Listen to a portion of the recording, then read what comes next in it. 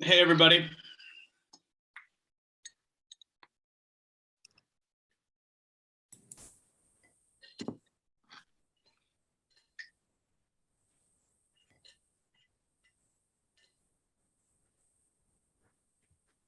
Hi, everyone.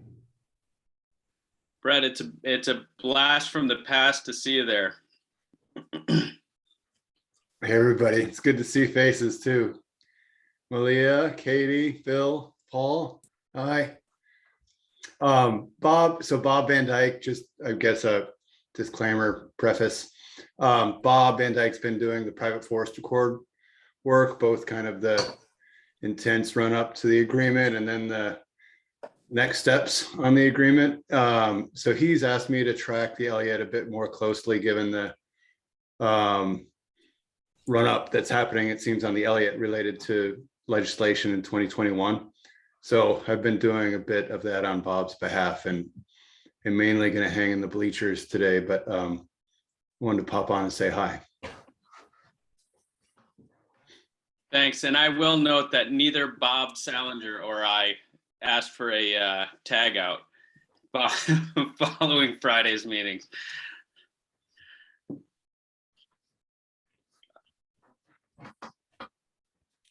All right. Seeing who else we expect. Hey, Randy.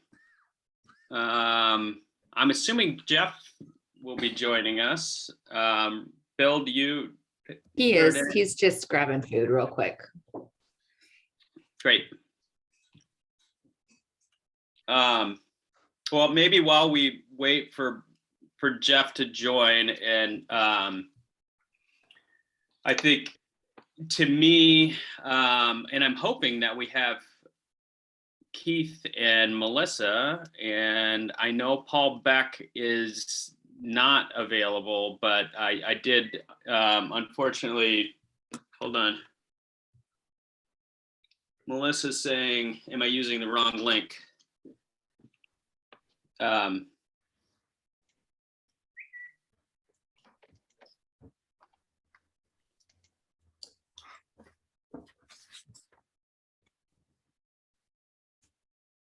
Sorry, folks.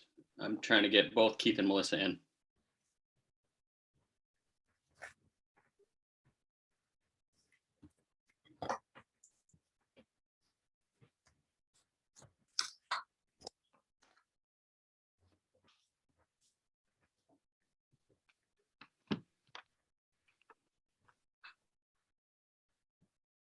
Jenna has already beat me to the punch.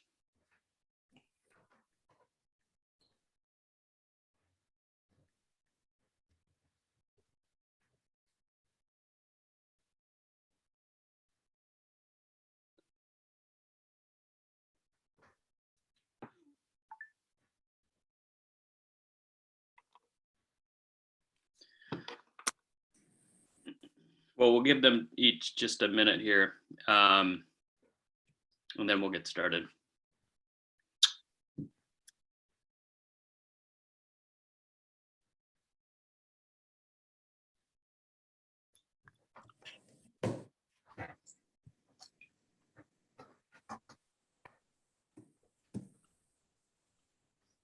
There's Keith.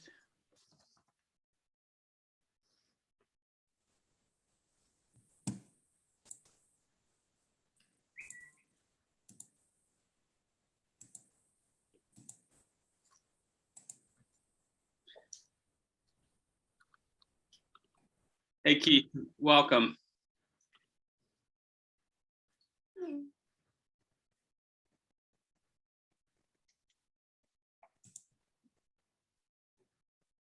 Keith, welcome. Looks like Jeff's here, and I expect Melissa will be in momentarily.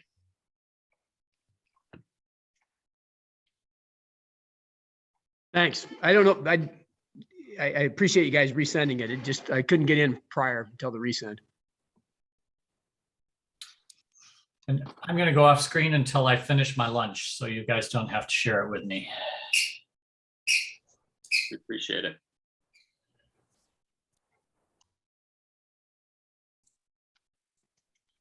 Just going to give Melissa one more minute, knowing she's trying to get in here.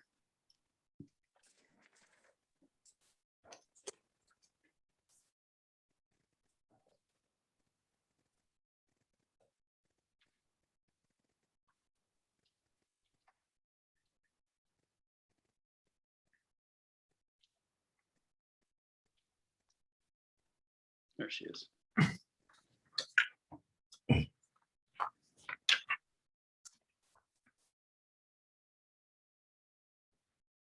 All right.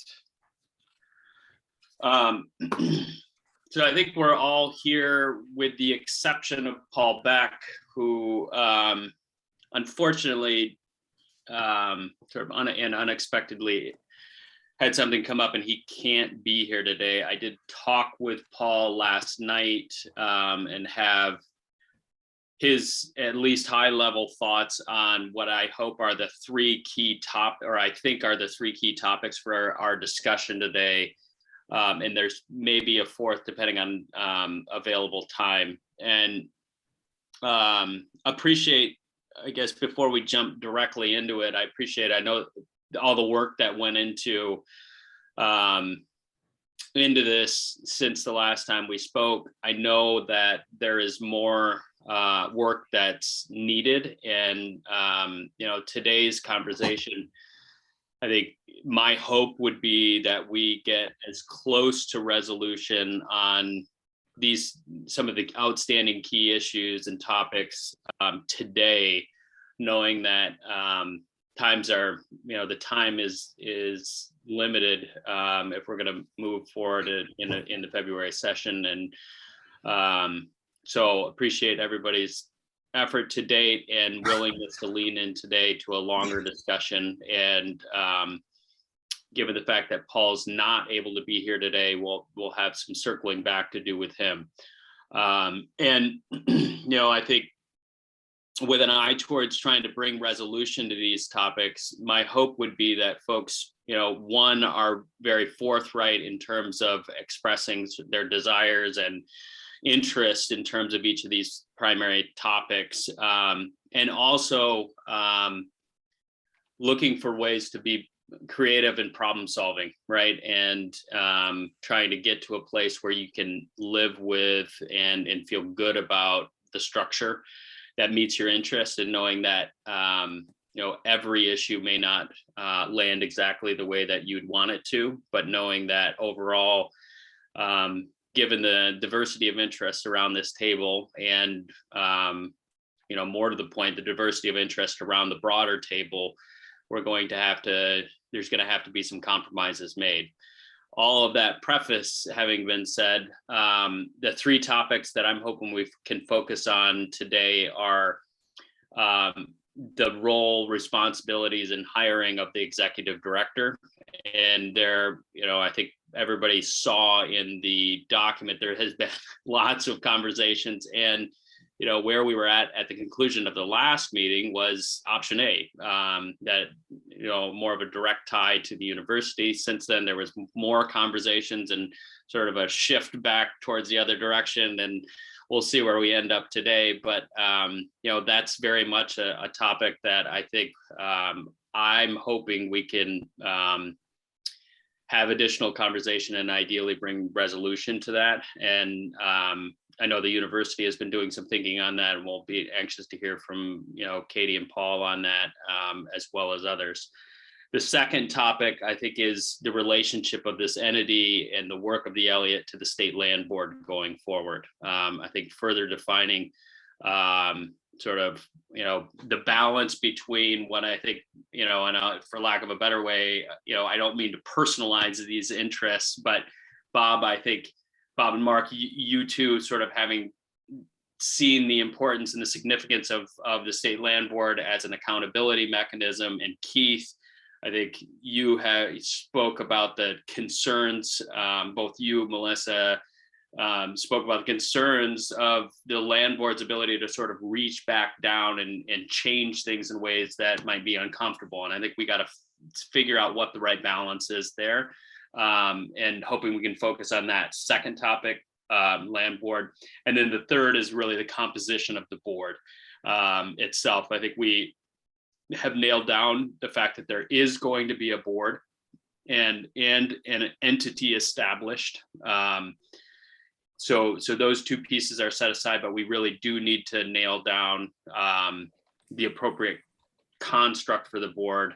And then finally, if time allows, there's been there's still some outstanding topics within the mission statement that we may want to spend a little time on. So anything else by way of agenda or just sort of statements or comments that folks want to say at the outset of the conversation today?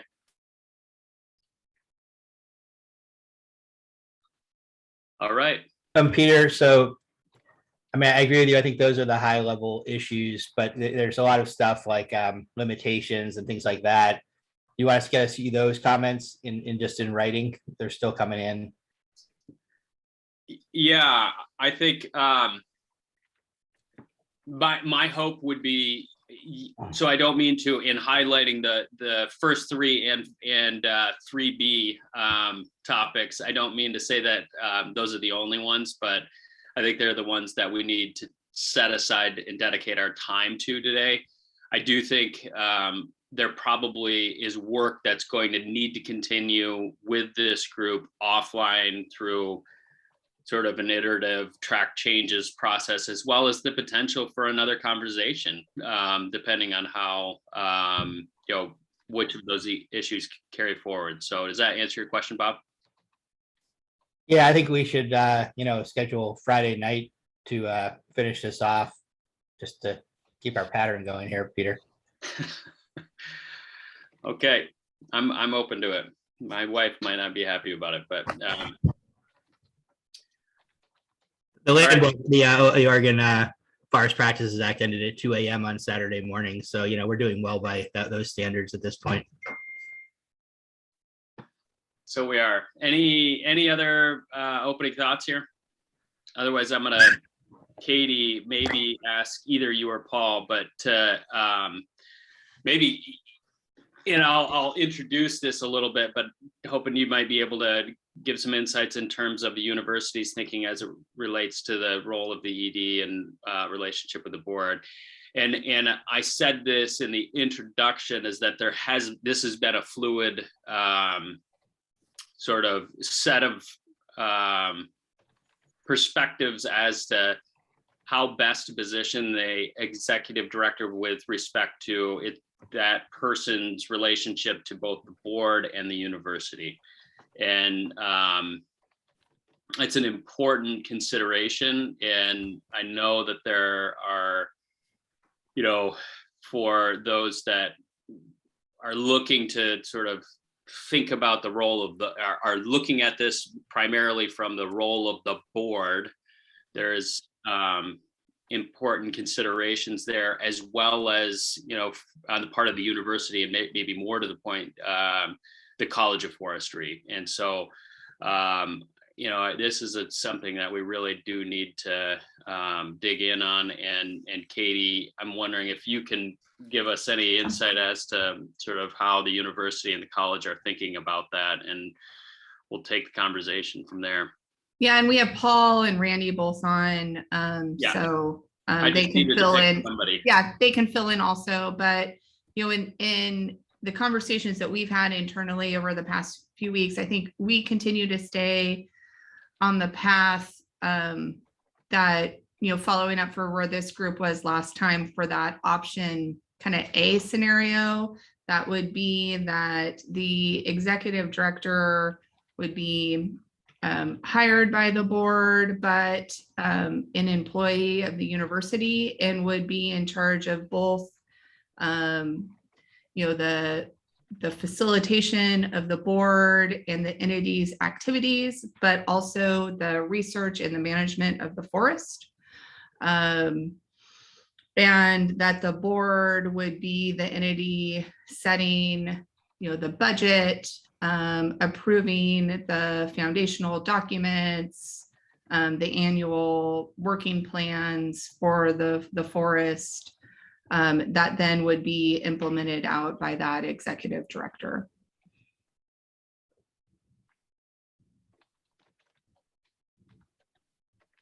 Thoughts or reactions to that?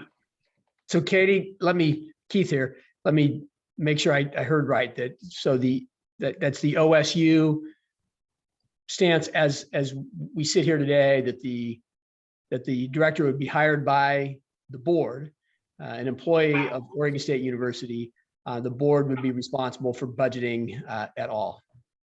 Yes. And I think just to kind of expand on that a little bit, Keith, too, I think we've tried to run through the scenarios where you know, for better or worse, like kind of disconnect the research and then the entity's management. And I think that's where the struggle's been, because from the college's perspective, they're so intertwined that, you know, the research and the management kind of go just hand in hand. And it would be clunky and difficult to have those separated. No, I agree. I think so. That those two things, it's a research forest, and in management and research are I think tie hand in hand. I just wanted to make sure that I'd heard you right there, that the board, because not all of our discussions in this process have been that there was a responsibility of the board to hire, right? I mean, and that is in many ways that is limiting to the university. As is the whole budgetary process. Yeah. And so I'm just wanted to make sure that that Oregon State University was good with both of those responsibilities, even though Oregon State's responsible for the research and the management in essence, that the hiring and the budgetary process belonging to a board of directors was something that the university was comfortable with. Yeah, and I think also in that, I think we recognize that this board of directors needs to be kind of strong. And that since we have, you know, said that we're, you know, not comfortable having kind of that ownership responsibility of the forest, then at the same time, we kind of need to relinquish some of that control and really put it in the hands of the board of directors. Yeah. Thanks. And I Katie. just- Paul, let me go to Paul and then Bob Salinger. Go ahead, Paul. Yeah, I just add, Keith, you know, in our thinking, the dean would recommend the candidates to the board, right, for hiring as well. So the dean would still be part of that, identifying that person to go forward, and the board would have that piece to be able to accept that individual or not in the hiring. But we see the college in that of finding that it's a research individual, right? So the dean would do the search to bring it forward. There is one. I think, you know, and you said approve the budget, hire the individual. Also, you know, we're looking at the board to look at those operational plans to make sure that our plans align to the FMP as well. So I apologize, Bob. I want to make sure that I got that the dean would recommend a ED, and the board could then hire or choose not to. Essentially, and then the board would approve the budget, which is not necessarily establish the budget, right? I mean, I want to make sure that I understand the wording here, and that we all do, that we understand the nuance in the wording. So if the board approves the budget, then my assumption is that the dean and the university will lay a budget before the board, and then the board would then approve, rather than the board individually establishing a budget. So the board has sort of, for lack of a better phrase, sort of an advise and consent role in the hiring and the budgeting. Is that the way you see it, Paul? Yeah, I see it as that, you know, OSU, the ED would prepare and execute the budget. The board would approve it. Okay. Right. All right. I wanted to make sure that there was no ambiguity there. Thank you. Thanks, Paul. Thanks, Keith. Bob Salinger. Thanks for all that. I think we share the concern about making sure this thing is fluid and coherent. We do have a slightly different take. I mean, in our proposed structure, the board, the Elliott board, would hire and have the ability to fire too the ED, be an employee of the board, which is pretty typical for boards. I mean, that's kind of standard board function. In fact, it's often the most important board function. But in the enabling language, it would also include references to the fact that the day-to-day management of the executive director would be under the dean of the College of Forestry, and that the College of Forestry would lead the hiring process. So similar to what you just described, the hiring process would be done by the College of Forestry with the board having final sign off on the candidate. Paul or Katie, do you have any reactions to that? And Bob, it would be helpful for me if, what do you see as the primary differences between what has been articulated and what you just described? I think it's the purview of a board to hire and fire executive directors. I think that's. And I heard yeah. that is. But from a substantive standpoint, I think it keeps the connection back to the board. It makes the board real. It makes it a real entity as opposed to something that's kind of out there but without really much power at the end of the day. It's a little bit symbolic, I think, if a board doesn't really have that role. And I think, I am sensitive to the challenges of sort of this multi-headed monster as I've described it, but I think that's sort of the world we put ourselves into. And I think we need to ascribe the right roles and responsibilities to the right pieces of the puzzle and then hope that they do work in concert with each other. So what I heard is the hiring would in fact take place by the board. I think I thought I heard that from all of us, that the hiring will take place by the board. But what I think their difference is whether the executive director is a employee of the board or an employee of OSU, and I don't think I heard who has firing authority. So that was the only difference I really noticed, Bob, was at least that I think that I noticed that the real difference is, the board would hire, and we've all said that. There would be a recommendation, as your proposal would be a recommendation, some from the university and from the department. And then ultimately the bigger difference is that the board would then have the capacity to release the director, right? Katie, I think that, and to me that gets us to a place where the executive director is going to take the board seriously, is going to recognize that they are answerable. And I think that, part of what we're trying to ameliorate here is the fear that once an executive director is really into the OSU system, there are so many poles within that system. How do you make sure that those lines back to the board are also not attenuated? So let me get a reaction from either Katie or Paul or both. When you're saying the hiring is at the board level, were you also contemplating hiring and firing as a sort of a two-part piece of that? Paul, correct me if I'm wrong, but I think we've talked that it could very well go together. And so that release of duties would fall at the board as well, if that's what folks we're comfortable with that. Yeah, that's my thought. I think hiring or firing goes with hiring approval, right? If you can approve the hire, you can take the individual out and then, perhaps at that point, it's an OSU employee that gets reassigned somewhere else as well. But I think, as far as this, those go hand in hand. Mark? I think the other sort of, as I think about sort of commensurate with the board responsibility, I think the individual board members are going to actually incur a fair bit of responsibility and liability in becoming board members for this entity. And, from a fiscal perspective, I think it also has some merit. Then part of that would be the ED would report, would be employed by this board of directors, sort of goes hand in hand with the level of responsibility that the board of directors are taking on by virtue of being in that position. Others have reactions. So let me lay one piece, I think, to rest. Hiring and firing at the board level. If anybody disagrees with that, I want you to say so now. And I think I'm quite confident that from Paul Beck, he would be supportive of that approach.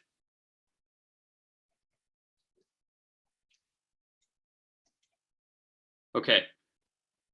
Now on this question of employee of whom, OSU versus the board, I think we need some more conversation. And Mark, you've made a point of sort of the liability and the commensurate sort of responsibility of oversight there and reporting. Any reactions from the group to that? And Melissa, I know you're not on camera, so I can't see you. So I'm going to ask that if you want to jump in here, please just go ahead and come off mute and let us know. I'm just driving. Go ahead, Melissa. This was Keith. I apologize. Oh, no, you're fine. I was saying I'm just driving. I'm almost home. Okay. Keith? Yeah, so I think that Paul brought up an interesting point about a reassignment potential within the university. And I think that's worthy of our consideration in terms of who applies. That if we're somebody from an academic background, a research-based background, probably is going to be used to a research-based institution with a potential for such reassignment. Paul, does that sound fair? And I'm wondering if it expands or how we structure that, whether it expands or contracts the potential list of applicants. Yeah, I'd agree with you, Keith. And if Oregon State's comfortable with that, then however we structure that, whether it's an employee of the board who becomes at their satisfaction, is reassigned to the university or whatever that wording looks like, I'd like us to have the capacity to have the widest range of applicants for the best possible ED, one with a research-based background as well. And if that enhances that, it's worth consideration.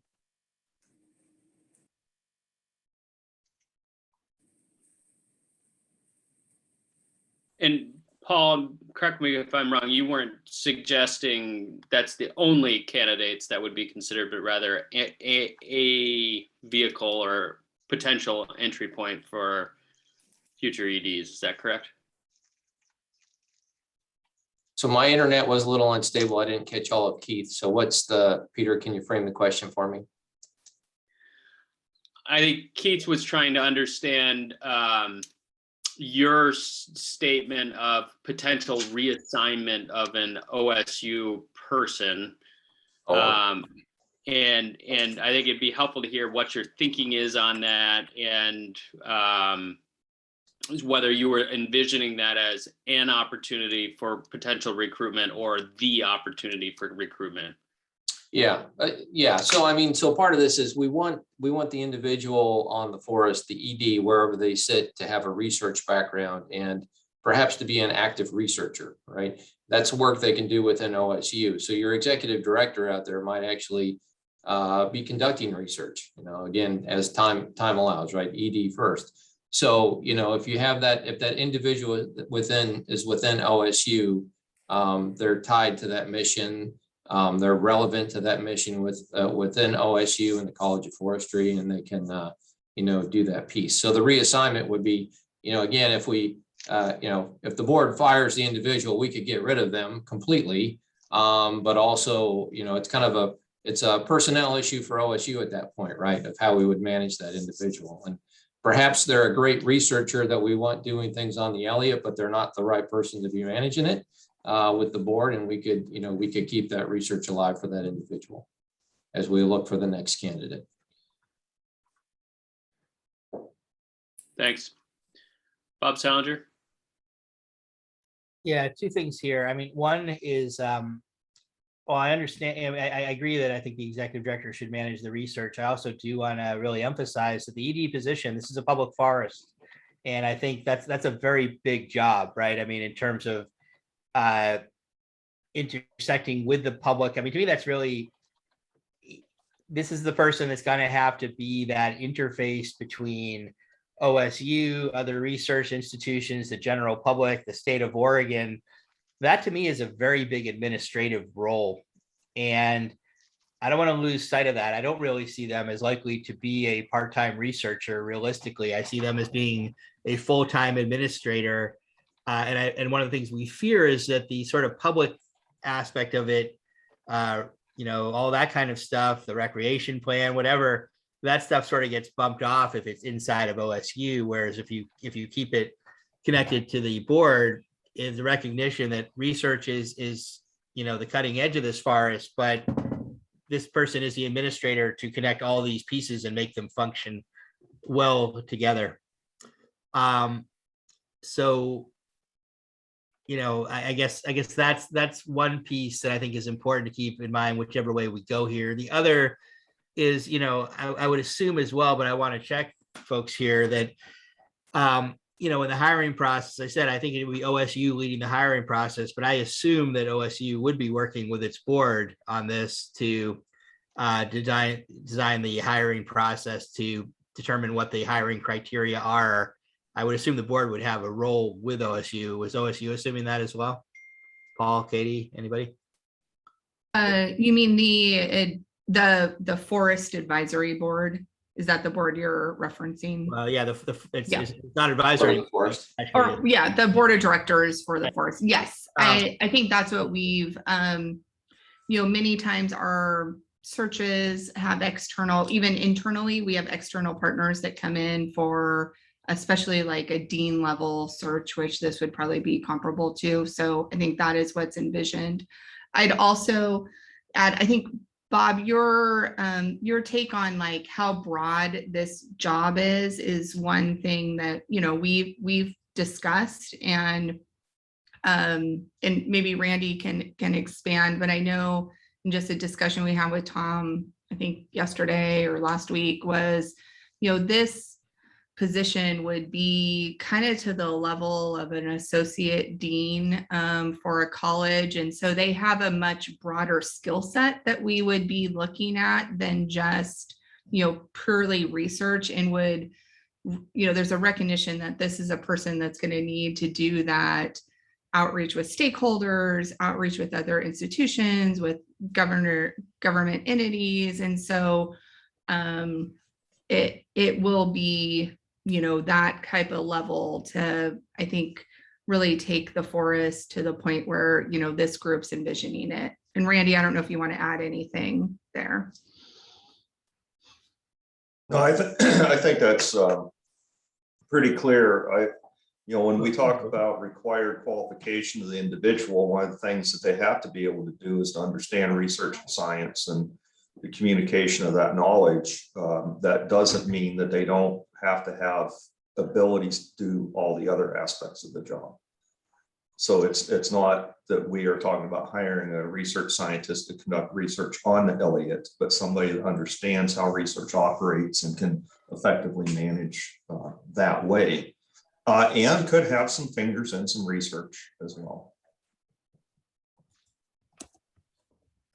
But it is important, and Bob, just to your point, it is important that individual, and I didn't mean to say that they would be doing research. Again, this is a full-time job, and we want to make sure the individual is not just focused on research, but on providing good for all of the state of Oregon and for the recreation mission, the other missions on the forest as well. Thank you. Would you anticipate that the public would have any part in the hiring process, just out of curiosity? Most forest directors, ODF just went through a hiring process, and there was a public face to that process. And I'm curious if you would anticipate something like that in this as well. Say that again, Paul. Yeah, I'm having internet problems. I think I'm going to answer this question. I'm going to drop out and come back in. I don't think we've got that far in the process, Bob, as to how we would do that as well. But I'm not opposed to the idea of public comment. We normally do for within OSU when we hire high-level positions. We normally do a community-wide OSU forum with those individuals to get comments back as well. And I don't foresee why, in this kind of standpoint, we couldn't do something like that with the broader public. Great, thank you. I'll be right back in. Katie, were you going to weigh in on that too? No, I agree with what I'm going to say is I think we're having like internal technical issues with the internet. So we all might be a little spotty on the OSU side. And if needed, you can try to, sometimes it helps to go off video and make that'll at least allow you to have your audio. Yeah, I'll try that because I'm just, yeah, some folks are cutting out once in a while. So I'm getting close here to, I mean, I think the hiring and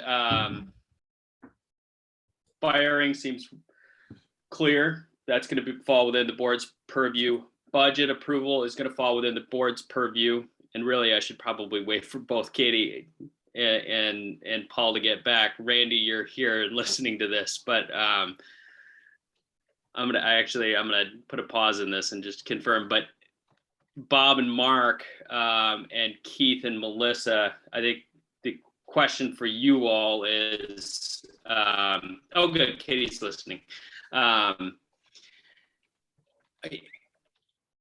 Once we talk through this, is it an acceptable construct for you? So hire, fire for the board, budget approval for the board.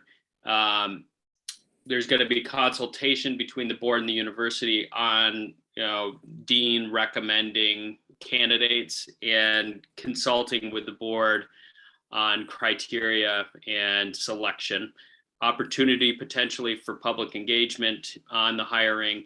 But as I hear it right now, the proposal, for lack of a better way of saying that, is that the candidate, the employee, the ED would remain a employee of the university. Bob, Mark, Keith, Melissa, any questions about that? And then if not questions, then can you live with that sort of a construct? I think that as long as we understand that as long as the board understands that the ED is the budgeting officer, and because there's an investment here that Oregon State has to be comfortable with in terms of budgeting, and it can't, and the board. I want to make that clear that I think that we can't leave if the employee or if the ED is an employee or a dean-like position with the university, then I think that that rolls in the university to the budgeting process too. Because I just want to make sure, unless OSU is very comfortable with that. I mean, we're tight. If not, then there's this incredibly separate process where the board sets a budget that may or may not be OSU in something that OSU is comfortable with. Yeah, I think the words that Paul used were prepare and execute, that the ED would be responsible for preparing and executing the budget. The board would have approval responsibility for the budget. Right. I got that. I just want to make sure that we all understood. And thanks. At that level, I'm very comfortable. So I guess I'm tentatively trying to get my head around it. I think there'll have to be language that makes it really clear that, this executive director does also have to service this board, because the executive director is typically the arm of the board that gives it the capacity to do anything. And I think there's also issues that we're going to need to wrestle with no matter which way this goes, in terms of where the fundamental loyalty is of an employee. Is this person, when things get difficult, representing OSU's interests to the board? Is it either an employee of OSU? That comes with real pressure and real power, and yet the board holds the liability.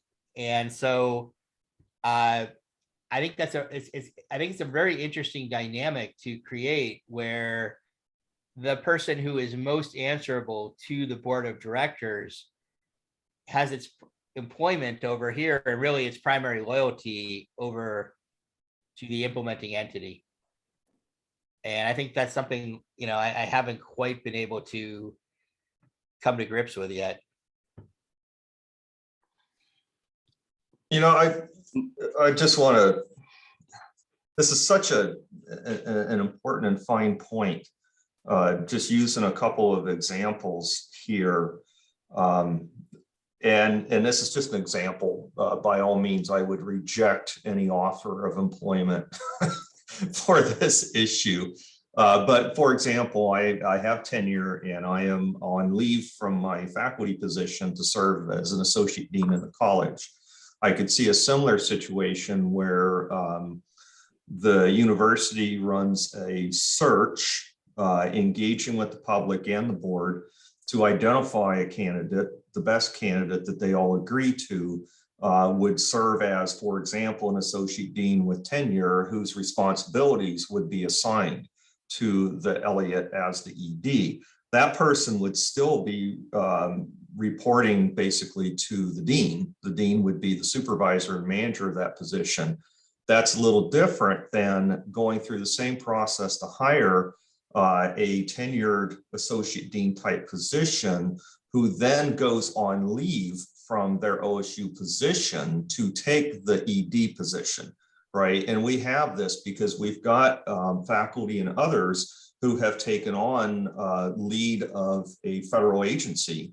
And so they are just on hiatus with OSU.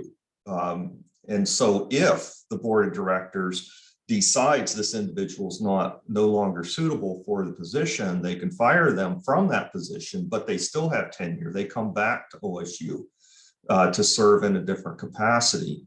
That kind of creates the separation between loyalties and responsibilities, but it also enhances the ability to hire some really top caliber person to serve as the ED, because they are not necessarily going to be at the whims of public or other changes that occur around the Elliott, but they would be coming here for the permanent employment at OSU in the long term.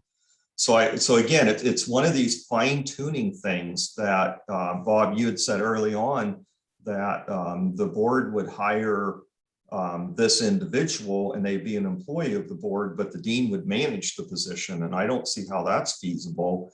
If the dean's managing the position, then the dean should be hiring with the board's information, right? So I think there's a connection to OSU, but we have to be careful about how direct. I think, Bob, what you were just saying is really important to sort out.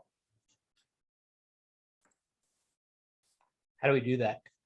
Yeah, I mean, it's messy, and I think that the fact that folks, there has been a toggling between option A and B is a reflection of the complication, not necessarily a swaying of overall, like it's in this category or that category, but there's a lot of moving elements of this, and I think it's tricky.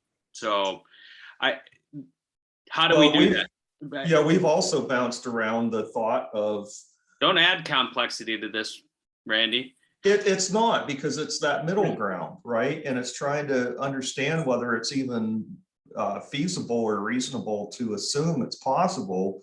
Is an ED who serves half of their position serves directly to the board, and the other half is managing the forest and reports to the dean. But our concern is you've got, two part-time employees that are bundled together as a full-time, and that's the middle ground. That's what's between A and B. And I just don't know if that's, we've talked through it, and we just don't know how this could work in the real world. But so let me get Melissa, Keith, and then I'll come to you. Perfect. And then Mark. Go ahead, Melissa. So I think having anybody try to serve two masters is going to be a mistake. And I suppose I will probably add additional complexity to it, because listening to this conversation just makes me wonder, do we really need a board of directors? Or are we really looking at an advisory committee, to address certain issues, vest a lot of responsibility with the state land board, for approving the budget and that kind of thing, and make it an advisory committee? And then you can make it as big as you want. We get out of the argument about membership composition. It can be that 22-person group or whatever that we were talking about before. Oregon State manages the executive director. And I think, a lot of the perhaps accountability issues that we've discussed are resolved by having the state land board be the ones that are approving the budget and all of that. So sorry, I had to throw that in. Well, no, it's Back to the Future. Everything old is new again. So no, thanks, Melissa. Any reactions to that? And then I do want to invite either Jeff or Bill, any perspectives you have from the sort of state side, because that would sort of shift. That role for the land board is off the table from our perspective. And when the pivot was discussed, it was with the clarity that it was fine if it was OSU that was going to own and operate and be responsible for the forest, or it's fine if a public entity owns and operates and is responsible for the forest, but not the land board.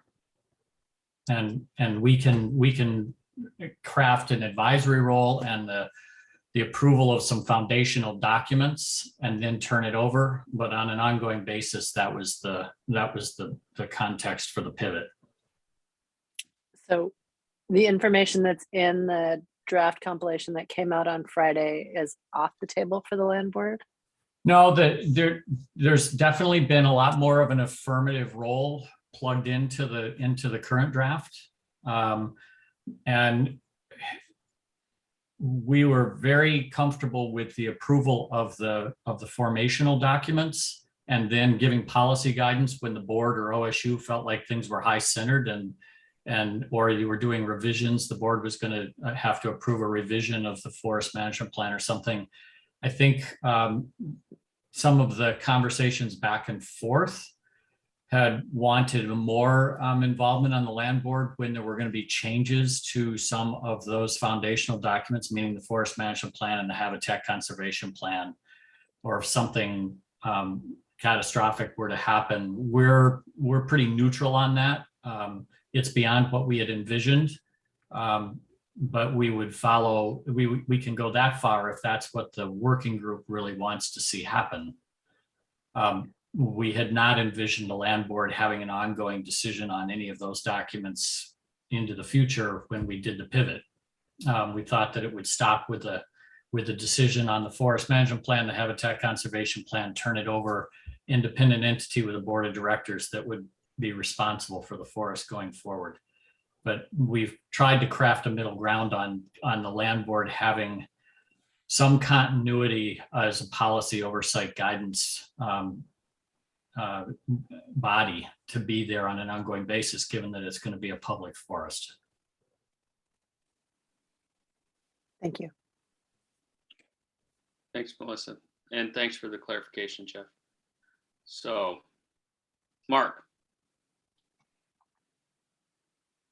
Yeah, it's sort of hard to know where to jump into it because it's a little bit messy and a little bit tricky on both sides of the line on how you weave this together in terms of where does the executive director sort of fall. I think of sort of hearing all the conversations, the idea that resonates the strongest with me at the moment is what Randy, what you suggested is that it's posted as an associate dean position. So I think you do have potentially the opportunity to attract a larger range of candidates, and it's at a certain level and stature that people will identify with and be interested in. But at the same time, for that person to, and you gave the example, be on leave as some agency directors are from the university, and then while on leave, report to the board of directors, I think answers my concern about it. Sort of if you are a board of directors, the ED is the person who's out there representing you in the operation of this entity. And it seems that that person, likely then could be an employee of the board. So of the swirling ideas, that was the one that resonated the strongest with me. Mark, can I clarify one piece? Would oversight of that individual be at the board level or the dean level? Yeah, well, that's the part you really need to make sure that it's going to be functional. And I think oversight on a day-to-day basis should fall with the dean, because that's where it's going to need to sync up and be tightly aligned. But I think it just from a structural standpoint, if you have a board and you have an ED, that ED ought to be connected foremost to the board, but then assigned to work with the dean to make it all happen. So in running the risk of belaboring this, but knowing the complexity and the number of options that are sort of swirling out there, would you be willing to restate what you just said? What you think is the best option? Yeah, I think in so many words, the executive director is hired on an exercise that's led by OSU, but it has board participation in it. And that OSU makes a recommendation to the board through that process on who the board should hire. The board makes the final approval to hire this person. At the same time, the board retains the right to dismiss this person if that ends up to be the right way to go. And in terms of roles and responsibilities, this person is an employee of the board. But on a day-to-day basis, the board will assign this person to work with the dean to manage and implement, execute the budget and the operation of the forest. And can I add, I just want to ask Mark, I think you also said that that person has a position within OSU and then are on leave to the Elliott, correct? Yeah, thank you for adding that. Yeah, as Randy described, this person is an associate dean or whatever the position is that the university feels is appropriate, is hired in that position, but then is on leave working for the board of directors. And I think that singular element really does expand the base of a search for the right ED. I like that. Let me. Oh, I was just going to say that. Stop it, Peter, if this is bridging into the next topic, but if that's all prefaced on the dean being a member of the board, then I think the circle is closed and the connection on supervisory responsibility and reporting to the board may work. But if the dean is not represented on the board, then, effectively, why would the dean agree to do the day-to-day management of a non-employee? Well, it would certainly be in the interest of the College of Forestry to have the dean work day-to-day with that employee for the outcomes I think everybody's interested in. yeah. Let me check with Katie and Paul. Any reactions to this construct and sort of, how it's hitting with you? I just say my one question is under management authority from the executive director down. And so where do other employees of the entity work?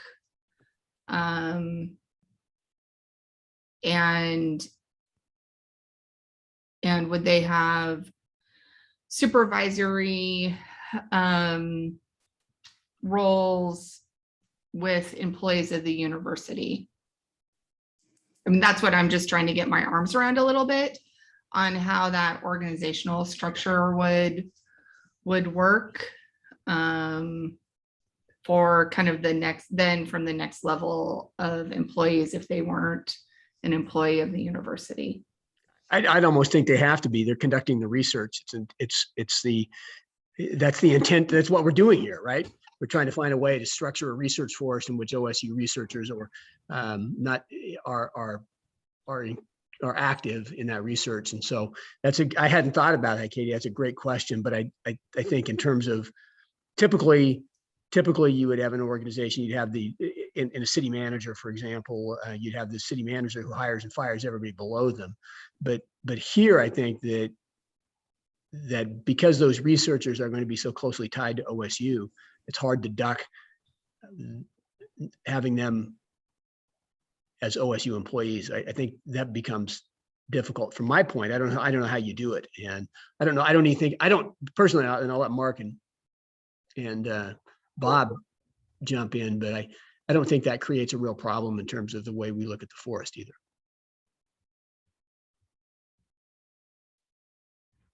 Yeah, I think it's a good question. I think part of it is trying to envision exactly how is this staffed out, and when we talk about the budget for this forest, sort of who are the employees that are in this budget and who are just other staff tied to OSU that may have a interest or a role in the forest, be it faculty researchers or research associates or whatever. I guess I sort of back to Katie, one of your first comments. I don't necessarily see the board or this entity having more employees other than the ED. I think all the employees would rest with OSU for this process.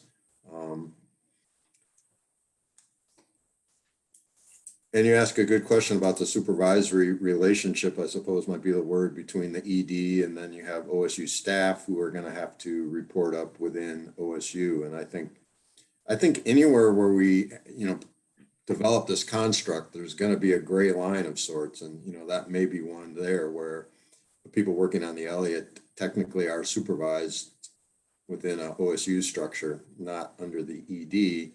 But I think that's where the ED working with the dean have to be just totally in sync on how this is working. Paul Odenthal, did you have something? Yeah, no, I'm just kind of going through that in my head too, where we do that, right? So there's going to be a gray line somewhere in all this, right? I guess the question is, at what level is it at?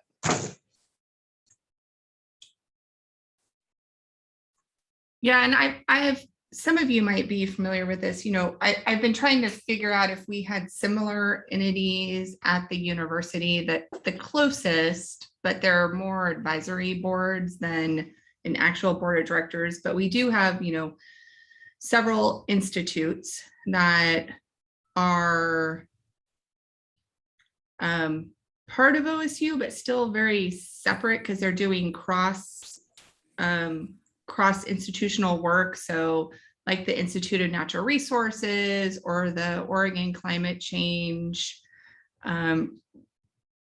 Research Institute, where they're working with other institutes and other researchers on their projects, but they're housed here, and they have more, not board of directors, but they have advisory boards that are internal and external to OSU. I think that's probably the closest relationship that I can come up with as I've kind of thought about these different models. So I'm going to capture this, and then I have another topic I'd like to raise within it. And what I've sort of, as a Cliff Notes version, and knowing that we're going to have to put pen to paper, and I know all of us are taking notes, and Jeff, as the person who's been sort of capturing different input, I'm hoping you're also doing that for this, and we can have a revised version for folks to look at. But there'd be a hiring process run by OSU with the board engagement. Board would have hiring and firing responsibilities. It would be an employee of the ED, would be an employee of the board. Supervision would happen at the dean level, be a position within OSU, and have the opportunity to be on leave to the Elliott, such as an associate dean position. So is that am I capturing that correctly? All right. Anybody have concerns about that, knowing that, your overall feeling about and acceptance of and support for this governance structure is going to be contingent on other elements of it. But for this facet of the conversation, please speak up if you have concerns. Otherwise, we're going to assume silence is approval.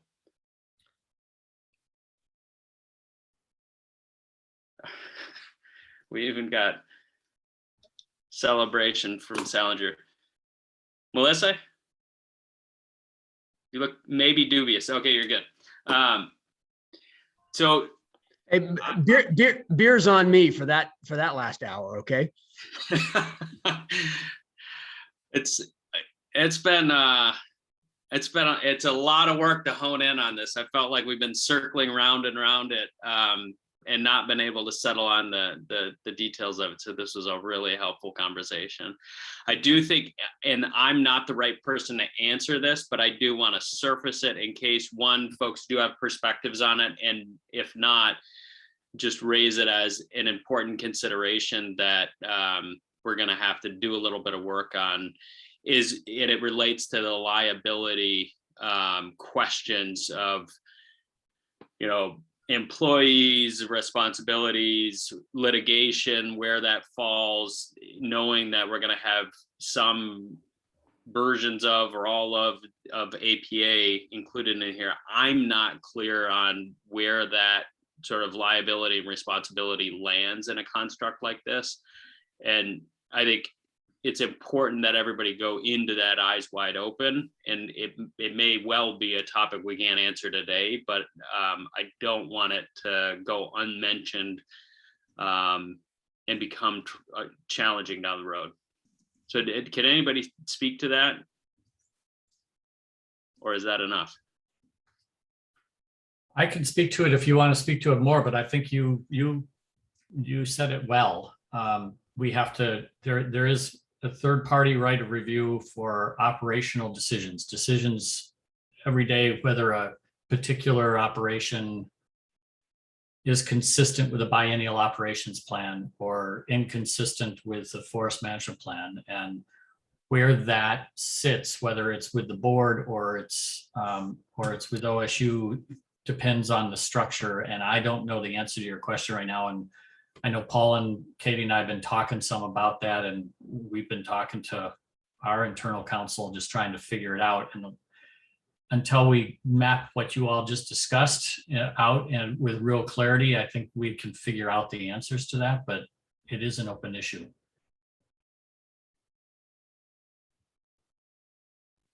So heads up, that's all. Yeah. Anybody else? Okay. One piece that sort of doesn't get mentioned because of my framing there just a moment ago was related to the sort of ED position. I think important point of solidity in the conversation that also happened was board approval of the budget with propose and execute at the ED level. So it's didn't come up in sort of the constructive way we described it, but I think I want to capture that agreement as well. And I know that was important for Paul Beck as well. So I want to mention that and make sure that anybody have any questions or concerns about that. All right, let's move on. Land board, roles and responsibility of the land board.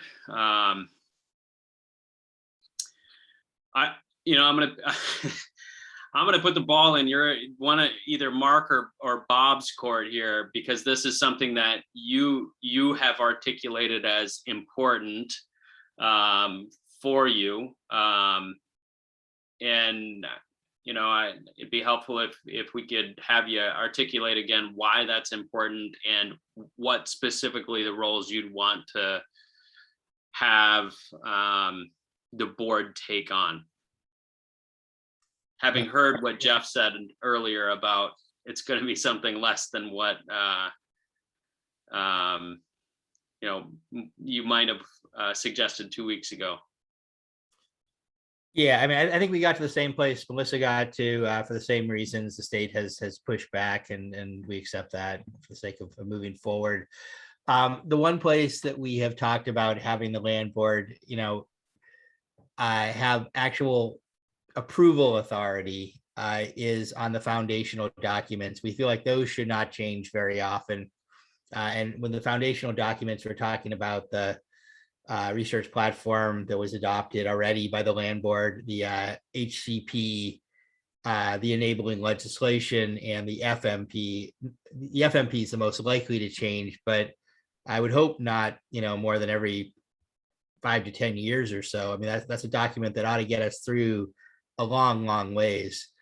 And we felt that on those documents where you're making foundational changes to the forest, it is appropriate for the state at the land board level to have a weigh in and a vote.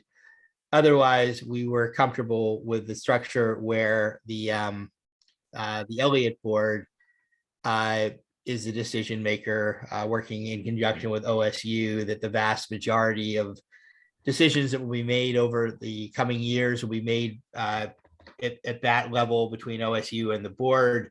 And that, there would be a check-in periodically with the land board to give them an update, let them advise and just, but otherwise, decisions on the annual operations plan, the executive director, the budget, those kind of recreational plans, so on and so forth, would be made at the board level. What I missed there, Mark? Anything?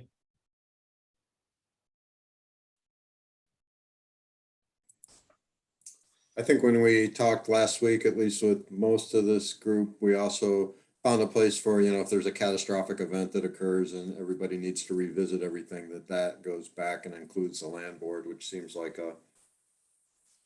depending on what it is, of course, maybe just need everybody's thinking and involvement to figure out how to reconnoiter from there. And then what we had also talked about last time, if there's potentially some conflict, one of the roles of the land board might be to help resolve things that otherwise are unresolved by the board and OSU.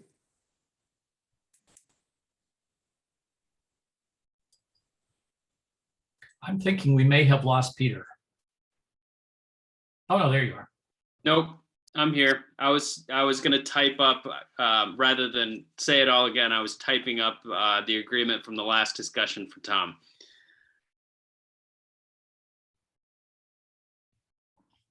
So others' reaction to sort of this, oh, go ahead, Tom. I was just saying that would be great. Thank you, Peter. Bob, did you have more? Nope.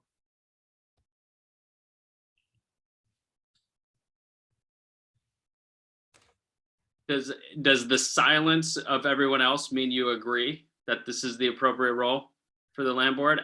And Keith, acknowledging that Paul shared a concern that you articulated last time, I think, about that reach down piece of, sort of buffering against that.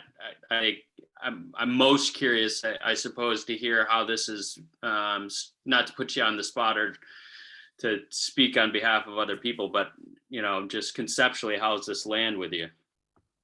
Well, that's always going to be critical to me, that the board, that the land board doesn't reach down. And whatever we can do, however wording, whatever understanding or codicil within the legislation that limits that capacity, then I think is something that both, that's what I want. I think that's what Bob wants too, or not Bob, excuse me, but Paul and probably Bob too. I think that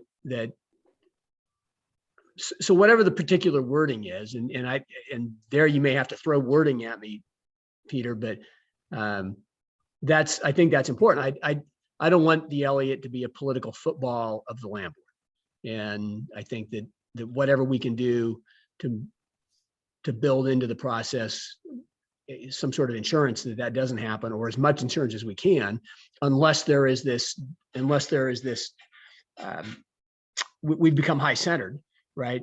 Then I'm much more comfortable. So give me some language in particular, but that, I think that's an important, for me, and I think for Paul too, that's an important issue. So just to prevent that from happening, or to reduce the chance, the likelihood that it happens. I didn't answer your question, but I suppose it's in the wording. I'd say that is a similar concern that the university has as well, with several of this, and also had questions about if this approval then moves the liability away from the board, which is what we heard was wanted by like the land board members, and puts it back on to the land board. So we have that question. And then the third. Katie, I apologize. Which approval is that? Say that again, please. The approval of the forest management plan and the HCP, if that then puts liability on them. And then the third thing I would just add in this discussion piece is that I believe, and I could be mistaken, but that the land board didn't actually approve. Tom and Peter could probably correct me if I'm wrong, didn't actually approve the research proposal, but they received it at the December meeting, which are two very different things.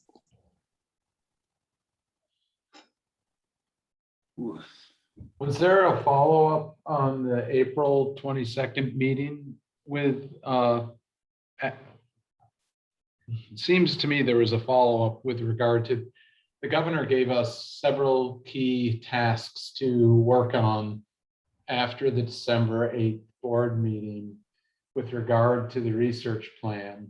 And then we worked on those, and there was some communication at the end after the April 22nd meeting, but I can't remember if it was an approval or simply a, okay, keep moving ahead. Peter. There was a vote. What? There was a vote, right? A vote of the land board to move forward is the nomenclature that I've used, but approve, I think, we're gonna have to go back. I don't think it was an approval per se. Are we talking about the December meeting? The April 22nd meeting. That was with the advisory committee. The land board has not had the Elliott on the agenda of a land board meeting since December. Yeah. And at the December meeting, they voted to move forward with establishing the Elliott as a research forest based on the proposal that was in front of them and the comments they received. And with the understanding that we would accomplish 3 key tasks. Yes.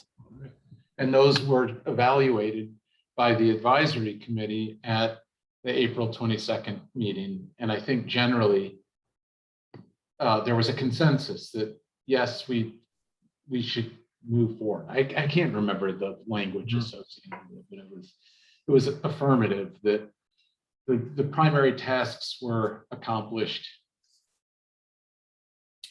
and that had been set out by the governor. Yeah.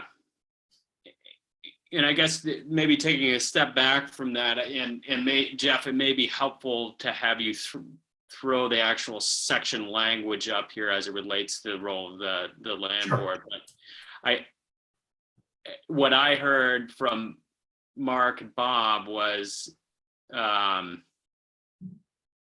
maybe less concerned about that document in particular, the research platform, and sort of an assumption that that's been approved, or maybe there's a more formal way that needs to happen yet, but that the legislation, the HCP, the research platform, and the FMP, sort of the role of the land board in approving those documents, I think is really, I'm curious to hear what folks' reactions are. And Keith, to your point, maybe take a look at what's up on the screen, everyone, and see if this strikes the right balance. And Katie, you as well on the part, and obviously others from the university. I think let's see if we can't get to a set of language here that works.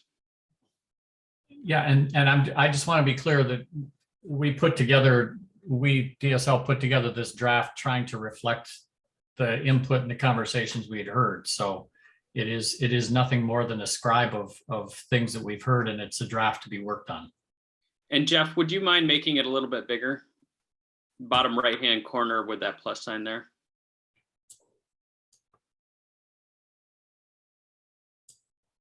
Is it getting bigger? Yes, maybe just 1-2 clicks. That's good right there. Yeah, that's good.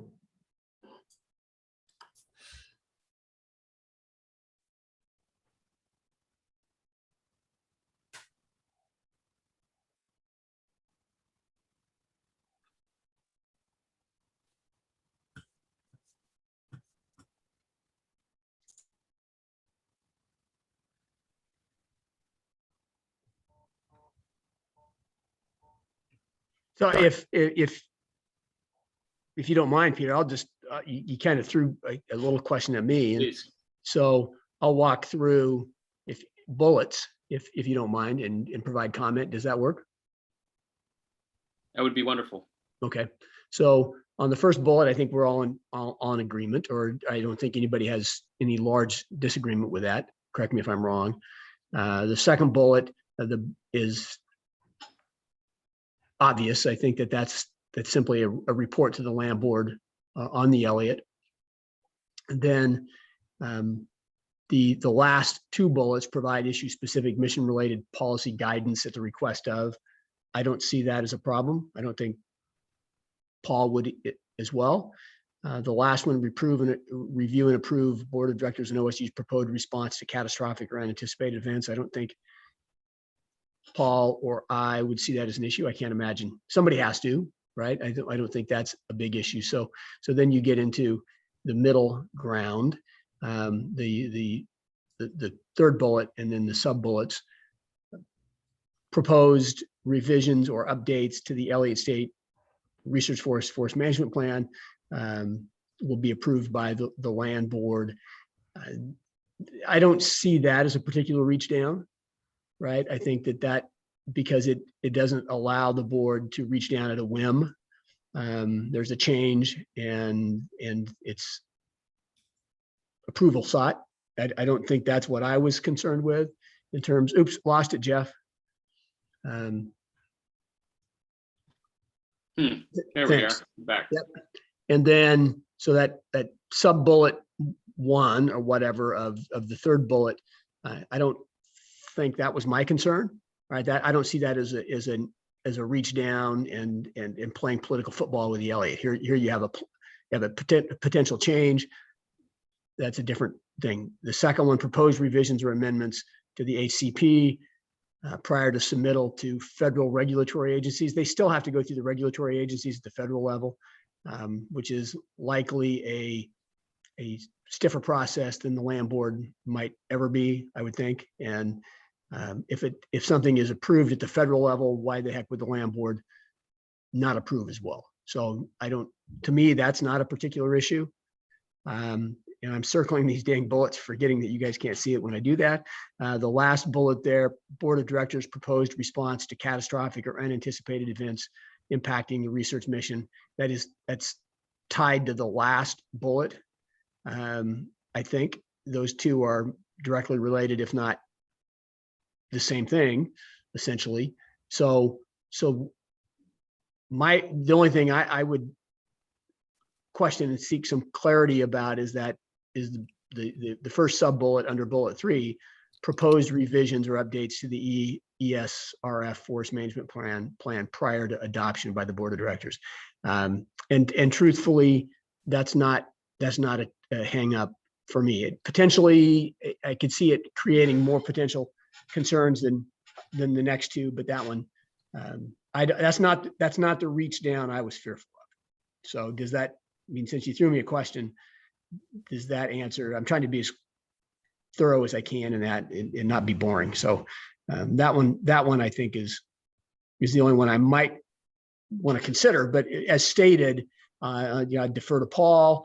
I'd certainly like Melissa's contribution here and Bob and Mark as well. But I don't see that as the reach down the political reach down that I was concerned about.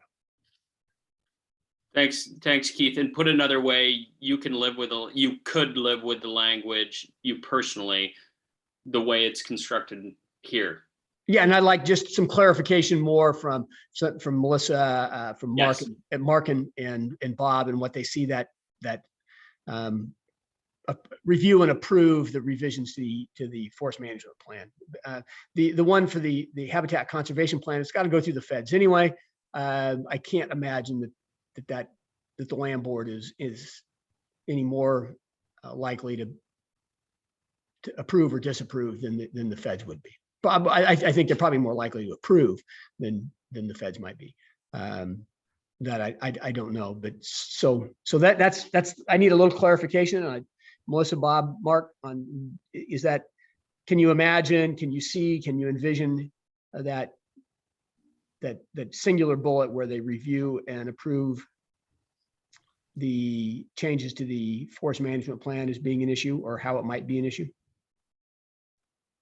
Our thinking there was, we agree with you. We're not trying to create situations for the land board to reach down or to meddle or to, make sort of tweaks here and there.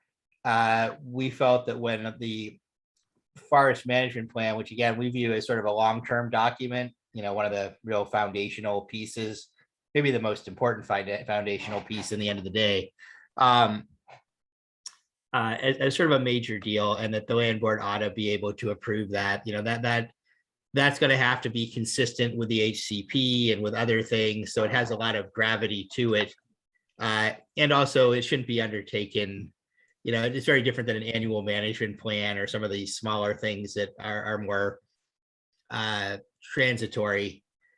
So we felt it was important there that if you're going to make changes to that it really go through a more rigorous process. It's a way of it's a little bit of an insurance policy that we won't be making a lot of changes to that plan, that they won't be easy, that you just can't, that this is the guiding document that's going to keep us online for the next 10, 15 years. And so, Bob, you guys see it the same way I do. That's not a wild card land board saying, hey, we want to play with the Elliott. And that's not their route in, right? No, it's not their route in. It's an approval. So it's not a reach down. It's a here we're making some amendments to the FMP, some significant amendments. Do you approve of this? So maybe just to state it another way as well, Keith, it's not an opportunity for the land board to reach down unless people open it up and propose changes. That, that's where the land board gets to have an opinion if changes are being proposed. Give me an example of a change. Yeah, but play that out for me. Keith, you're asking the same question I was. So the approval is the affirmative, but in the event that they say no, what happens? I mean, that's I think the question mark is, if they don't like something or they have a question about it, play that scenario out for us. What do you mean, for example, if Tom was to come forth and say we want a new research paradigm and present a different research paradigm, I think it would be, and presumably if we went to that extreme extent, that would be a pretty open conversation that's fully vetted with the board of directors. And you wouldn't take something to the land board unless you had the board of directors on board and supporting something like that. And then at that point the land board might vote on it or wouldn't approve it. But if they didn't approve it, what happens?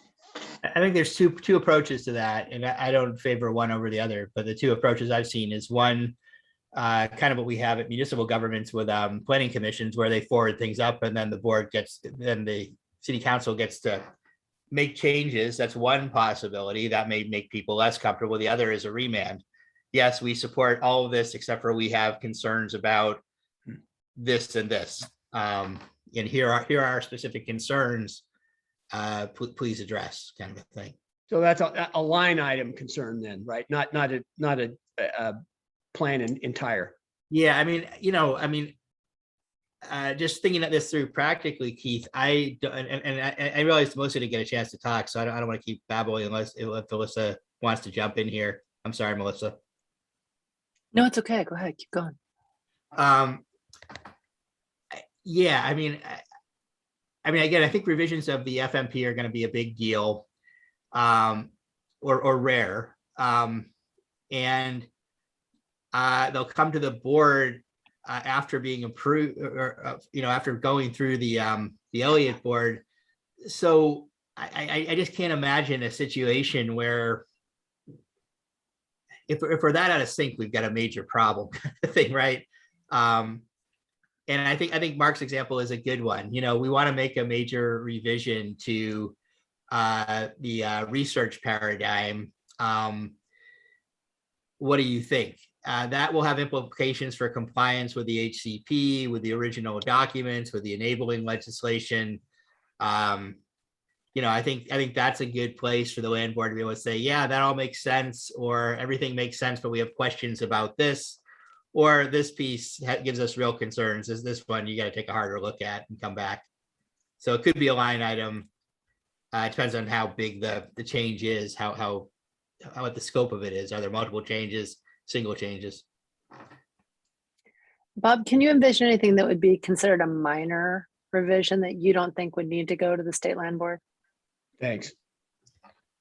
That's a great question, and I can't think of one off the top of my head, but I think that's probably a realistic approach.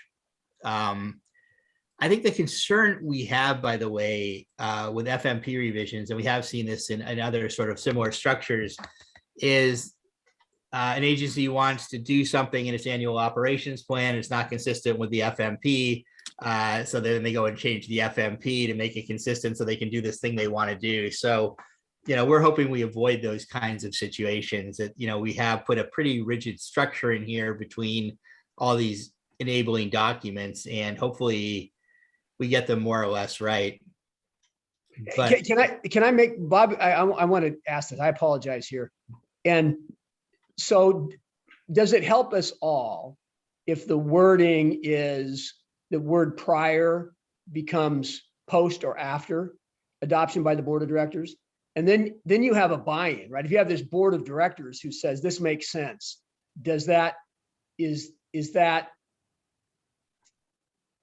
more or less likely to as you go to the land board for them to say, just be able to say, hey, this you've hired, we're on, this is what we're responsible for. We think this makes sense, and present it in that way?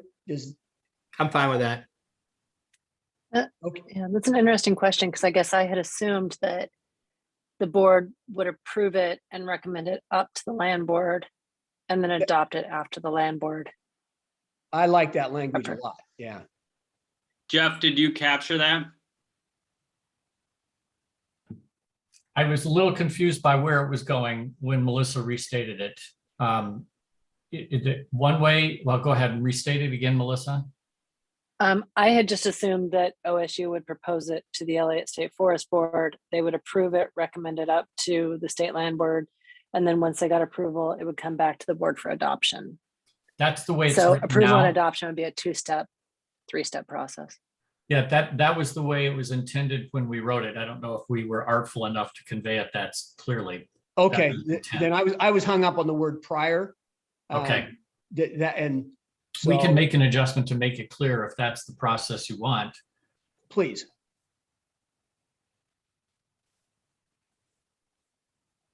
Tom, you've not added anything here, and it is imperative that you do. If Peter doesn't mind me jumping in there. Oh, he's got my text asking, so or my chat.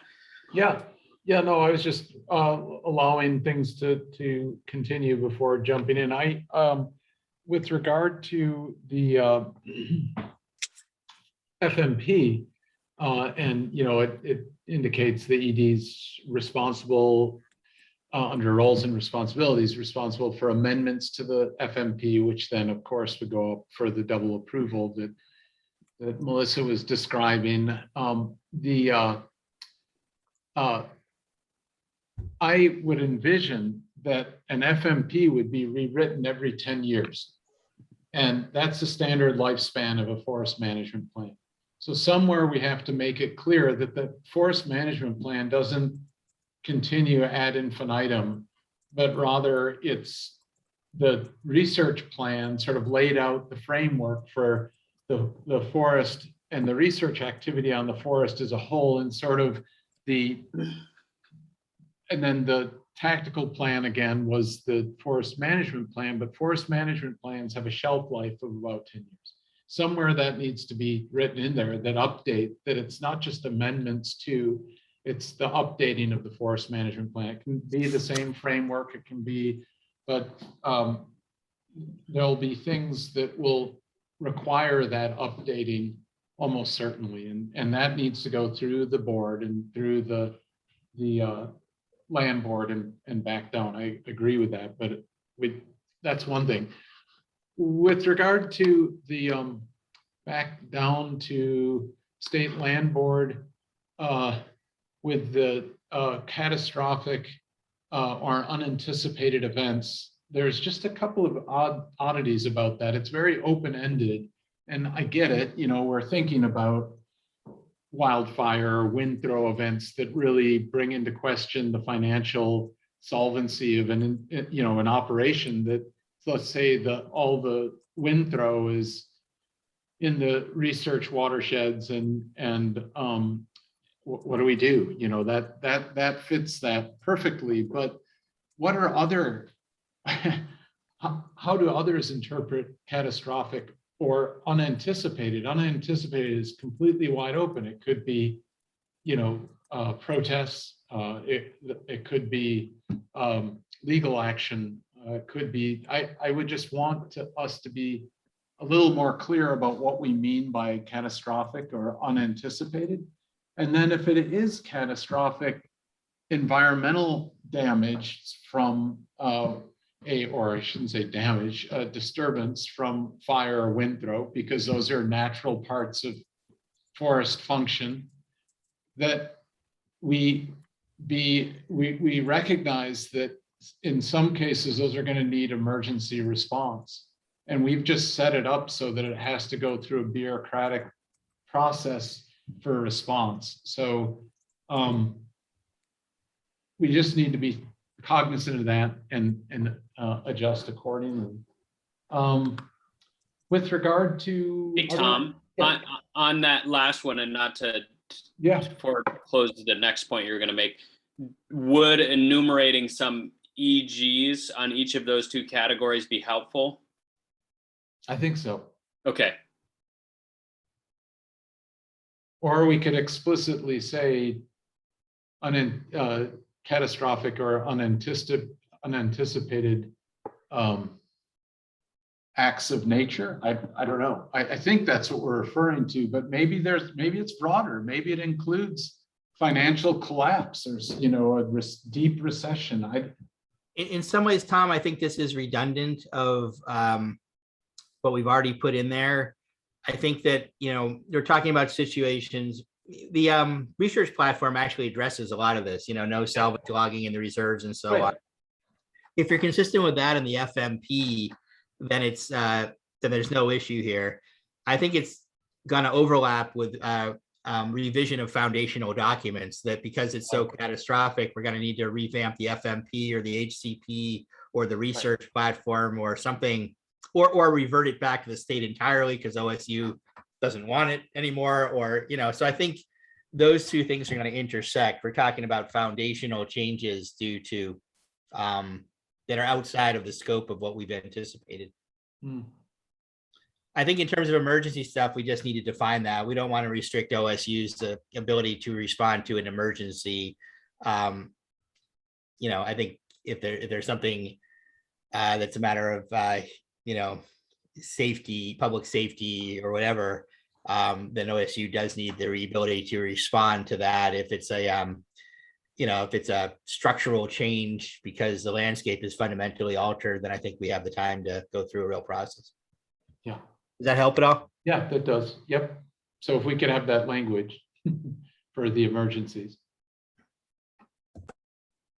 And then Peter, with regard to what you put in the chat of the summary, I think generally, I mean, this looks plausible and to me, it looks like a reasonable approach. The bullet number 3, there seems to be something missing. It says just employee of board, I assume. Oh, I see. Oh, I get it. The ED is an employee of the board. That's correct. Yeah, okay. Under supervision of the dean. Right, that's fine. I misread that. I think it's and there are, sorry, go ahead. No, I think compared to what was, this is much more workable than what was there before. Great. And two items that came up, and Katie, I see, so we'll get to you next, that came up in the course of that conversation that will still need attending to. One is APA and potential implications for this construct, and how liability fits. And so those conversations are going to have to happen, as well as whether and how the public might be engaged in any hiring. So that's a bit of an outstanding topic that we're going to have to resolve. But I think we can do that through the actual verbiage that gets modified and sent out for review. So Katie, fast. So the one last thing in this section that I think we need to have a discussion around is on the fourth bullet that provide issue specific mission related policy guidance.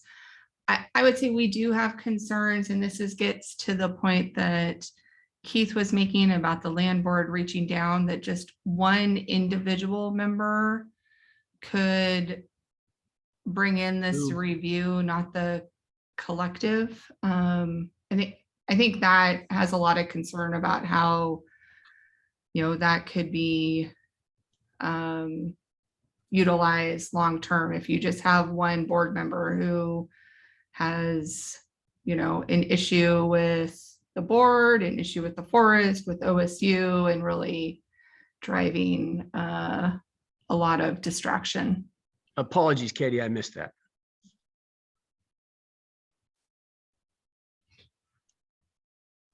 I agree that's the reach down I was trying to avoid.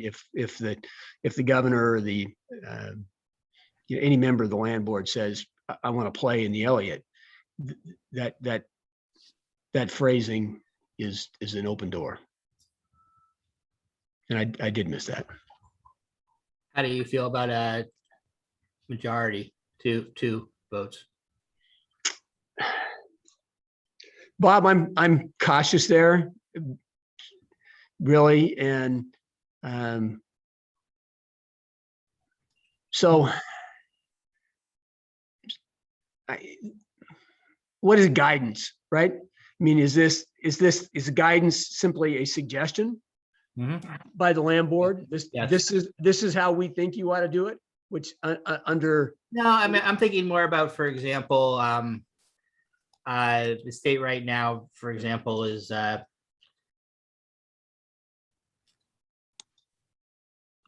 looking at all the agencies, looking at climate change. What are we thinking about climate change, and what are we doing?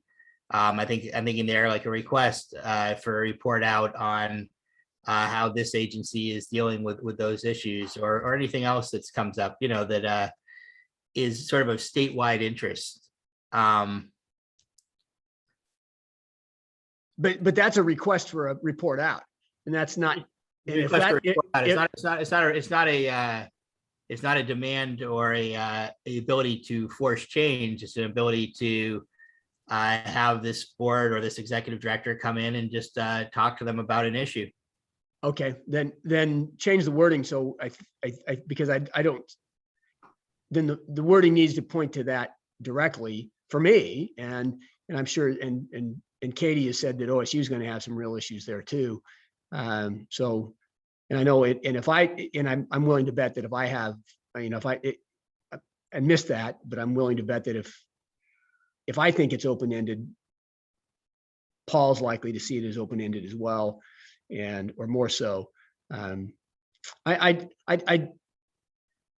if we can tweak the term policy guidance and oversight, right, in terms of simply a request for information, if that's what you want, then I am less concerned.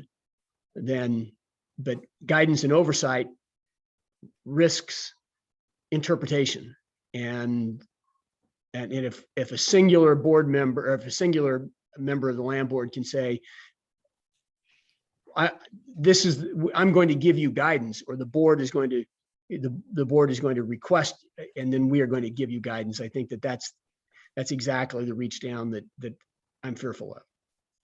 And so the wording would have to be, I think, tweaked to alleviate that concern. And I imagine for Katie and OSU as well. Bob and Mark, can you live with that? A modified language that would be more akin to what Keith is suggesting here? And avoid both on terms of content that would warrant said review or guidance, as well as the number of board members it would take to elicit that type of guidance or input. I'm more comfortable with the changing of the number. I'm comfortable with a majority, requesting. I think the land board, as an appointing body should have the ability. I mean, I'm not sure we're maybe talking past each other here. When I think of guidance, I think of, this is something the state is interested in seeing integrated in. That to me doesn't feel that threatening. It's still at the discretion of the board ultimately. And so I don't know, can we get there by making it a majority, or do we need to change the verbiage there too? So again, if it's at the recommendation of the board, are you talking about the land board or the Elliott board? The land board. Yeah, I don't know. For me, that's exactly what I was fearful of, that you get a land board that decides that in essence, you're giving the land board the capacity to change the Elliott at any one time, because it just says specific mission related policy guidance, and so anything can be. I mean, where does that begin and end? What is a mission related policy guidance? And so if the land board is concerned about climate change and they determine that I think that's the language that is concerning, and I imagine it is to Tom as well, because it's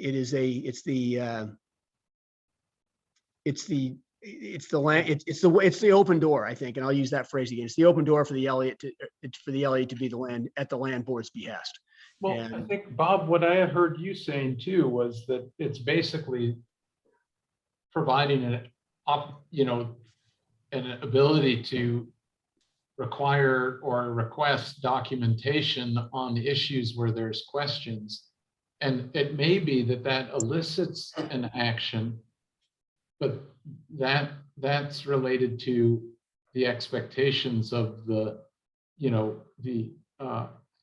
activities on the forest. So if a single board member had questions about activities that were ongoing, for example, and wanted that information, that they could request that information and it should be delivered. And but the way it's written, it says we'll provide policy guidance and oversight, which is quite different than requesting information. I mean, it could be that the information yields action to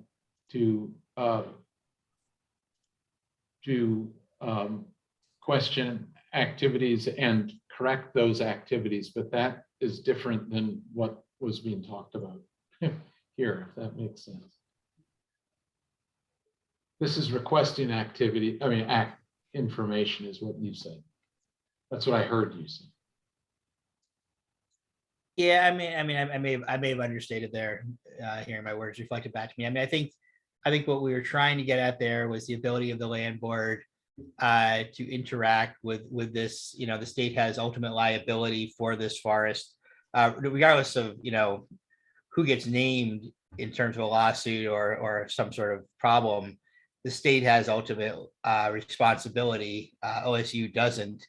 And it seemed to us that it was appropriate for the land board to have the ability to bring this board in and, ask for a report out, ask for a discussion about, this is also supposed to cover the next 70 to 100 years. And I think it makes some sense for the state to have some ability to, intersect with it, hopefully in a collaborative way. I think we're assuming that it would be aggressive or antagonistic interaction. I think the flip side of that is that this is a strategy for trying to keep a multi-headed beast aligned over time. Yeah, you're Bob, you're right. I am assuming that it would be that large scale play, simply because that's the type of play that would get the land board's attention, right? That it wouldn't be a minor tweak in at 10,000 board feet or something else. You'd be talking about something that's my concern. I could live with the individual board member, no problem. If the language here is that it is advisory and a request for information. And let me pause there. Bob, Jeff and Bill, I mean, are we hung up on semantics here for all intents and purposes? I mean, as if the land board invited this, they can do this anyway. They would probably come, right? I mean, if the land board said, "Hey, we'd love to have a conversation with you, X, Y, and Z," I assume this board would probably show up since it is appointed. But and then the conversation is going to be what it's going to be.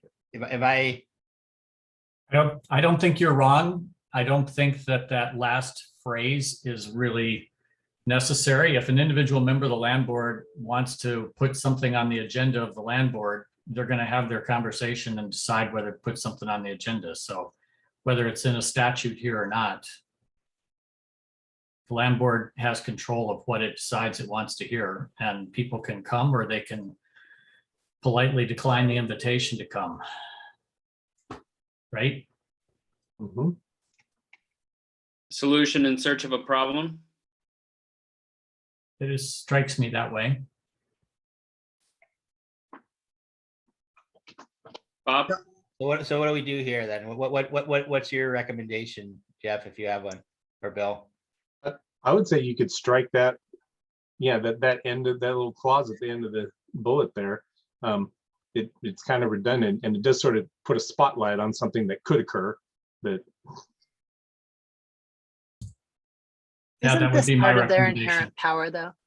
Isn't that what we're talking about? This is an inherent power of the land board. Does it need to be spelled out in the statute? Because I just feel like this could create more confusion than it's actually going to resolve. Is oversight a function of the land board here? I don't know that I'm okay with them having oversight. Yeah, that's what mm-hmm. that's it. That's why. I think guidance is great, but what if the land board wants to start weighing in on like what color the buildings are going to be out there? Bingo. Come in. We think they need to be navy and brown instead of, the orange you're going to paint them or whatever. Color coordination is really important. And what other color would they be than orange? They could be green, right? Yellow. Here. So can folks live with it with the last clause eliminated? Again, then we get into oversight. So at the request of the board of directors and OSU, the board, I think, would be asking for guidance, not necessarily oversight. Yeah. So delete and guidance. No, and oversight. And oversight. And oversight. Excuse me. Yes. All right, we're good. All right. I think we should strike the whole thing. I want to strike the whole bullet. No, now we're not good. I do. Can you live with it this way, Melissa, or you want to go another round? I'm good either way. No, I can live with it. I can live with it. Okay. Much like a marriage, though, I want it noted that I gave in. You get a plus up. You get a plus up and the first word on the next topic. But why don't we take a 5-minute break? Take 5 minutes from your clock or reference, and then we'll reconvene to talk about composition.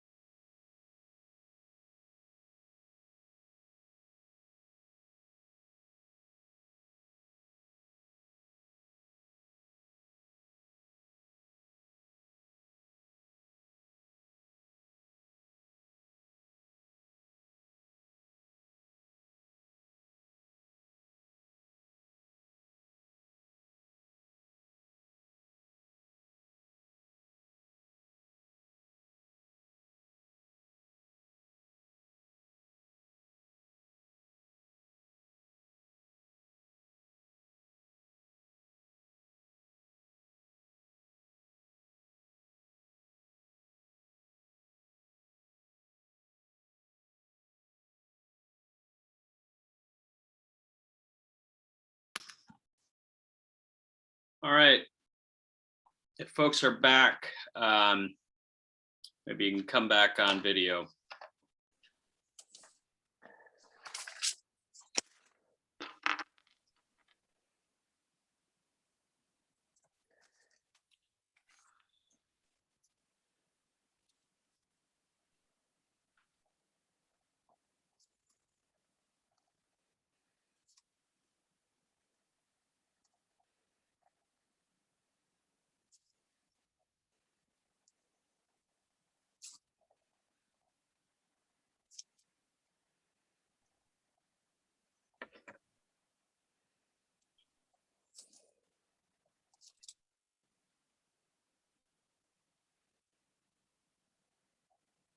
All right. Looks like we're starting to get a quorum here. Jeff's busy playing with his dog. I have pillaged the junior mints from my children's Halloween candy. You, of course, lost her tennis ball in the deepest part of the furniture, the sofa. So just trying to help her out there. Good. Do we have anybody? There we are. All right. So next topic, board. This is the Elliott board, not land board, obviously. Composition. And I mean, very briefly, we have had numerous conversations about this dating back to this middle of this summer, and settling on an advisory committee structure when the construct of the governance overall looked quite different than it does now, and toggled between a board of directors plus an advisory committee, and I think have settled now on a board with the ability or the opportunity to establish subgroups and working groups and advisory committees as it deems necessary. So it will retain that power, but the intent is not to describe any one advisory committee that the board might establish, but we do need to land on the composition and structure of the board, and the size of it. So building on where we left off the last one, Melissa, I'm going to not say you have to, but give you the opportunity to weigh in first on this. I'm unmuted even. I was just looking at my notes from what I wrote before. My preference hasn't changed. I prefer a smaller board, somewhere around 7, I think, in my opinion. And, I've had a fefew conversations with other people about, would we have dedicated seats or non-dedicated seats? I always kind of cringe at dedicated seats. And I think, we have at least 4 tribes that have a direct interest in the Elliott. And I haven't talked to any of them yet, but I think they might have an interest in direct communication with Oregon State on what's going on, as opposed to being represented on the advisory, on the board of directors. So those are my thoughts on it.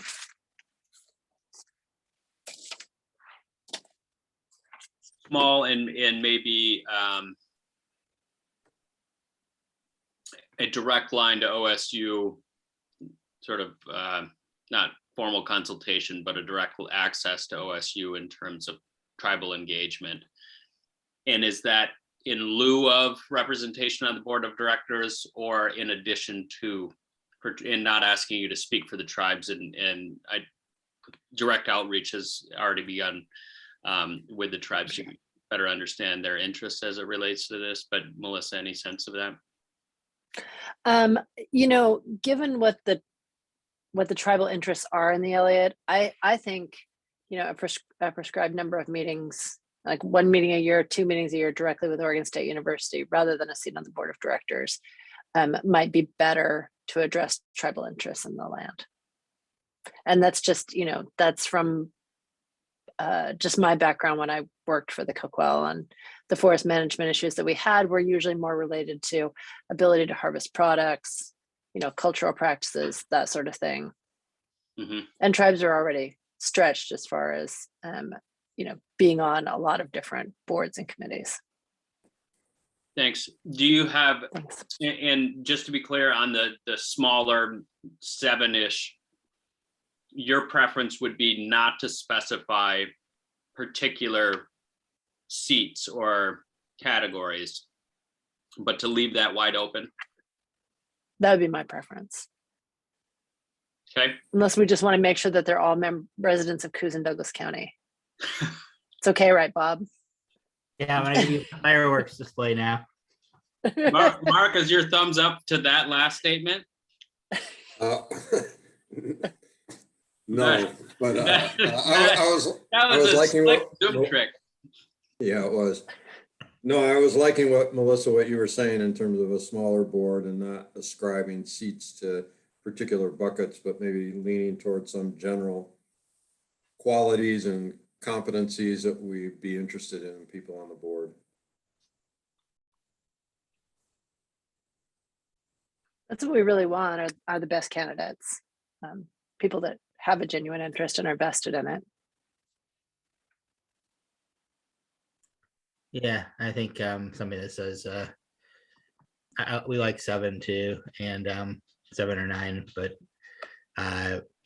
with a demonstrable commitment to the goals of the Elliott State Research Forest, and maybe something general like with due consideration to the various interests in the Elliott. But we can live with that. Keith? Absolutely. That was way too easy. This will be the one thing that falls apart, right? The whole thing will fall apart because of this one easy solution. This is either the easiest thing or the hardest part. Yeah. Yeah. I had a conversation with one of the tribal members of the advisory committee, and he had an interesting suggestion that I told him I would bring forward, and that was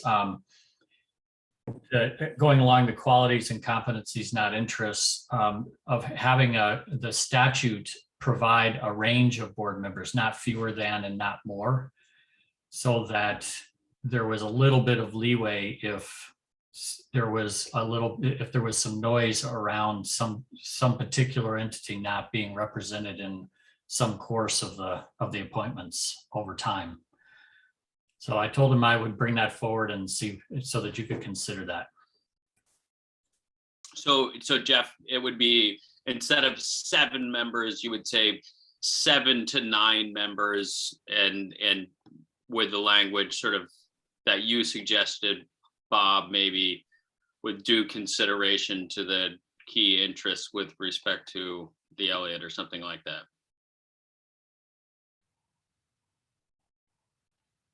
Or the diversity of interest, the full complement of interest. Yeah. How do folks, how does that sit with you all?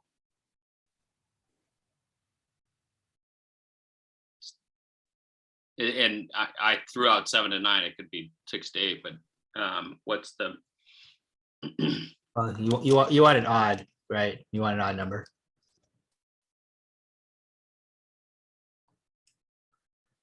Yep, 7 or 9. Are there other examples of that? I have not gone to look, but the Willamette Locks Authority has some flexibility in membership. I was told, and I admit, he mentioned that when we were talking, and I haven't gone to look. So I can look now. I can't think of any particularly substantive reason not to leave some flexibility in there. OSU team, how does this strike you? Knowing this is going to be an important entity for you all to interface with as well.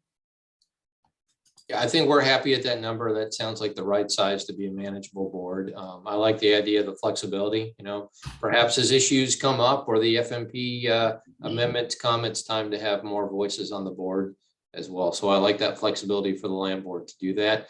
I would, so the one thing is we talked about the dean of the College of Forestry sitting on the board as a standing member. And is that part of the proposal, or are we not looking at that? I think in the way we've structured our discussion today, that was at least a consideration, if not an assumed. And I don't have a problem with that.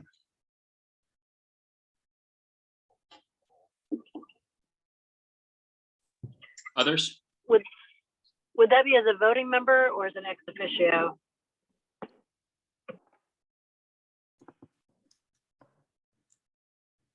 That's a good question. Could be either way.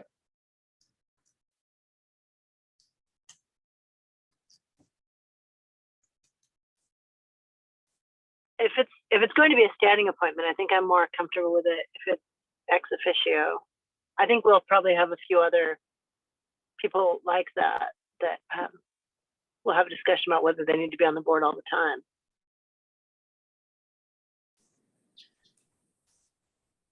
And if it's ex officio, would that, so Melissa, would you envision that as one of the 7 or 9 individuals, or would that be outside of that complement of board members?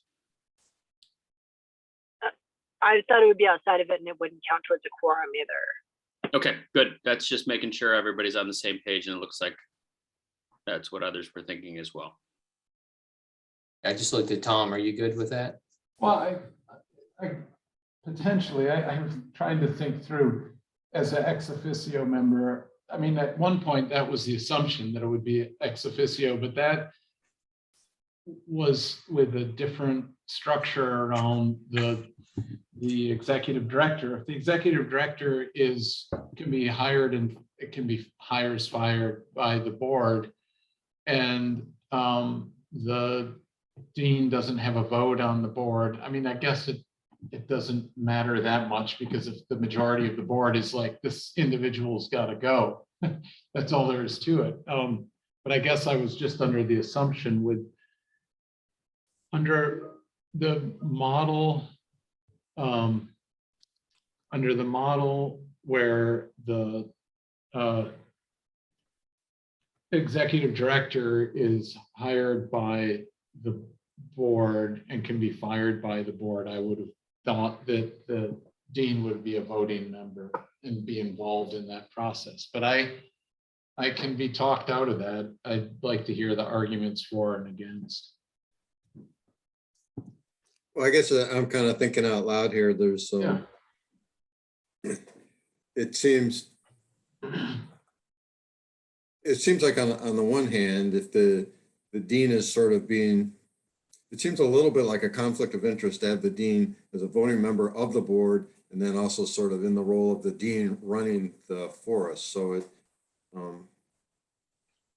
but that said, I think the ex officio process gets you there, and then thinking about, well, if an executive director was dismissed or relieved of their duties, I can't imagine, the dean not being in the middle of that conversation, voting or non-voting, voting or non-voting. Yeah. Just right. It's just one vote on a board of 7 or 9 then anyhow. So but yeah. So I guess I'd lean towards it. The other thing I have, if we're not going to name any of the other seats on the board, it seems like, that's sort of our, that's our approach to it. That's our strategy, not to name any seats. And then if there's an ex officio member, obviously the dean could be in that role.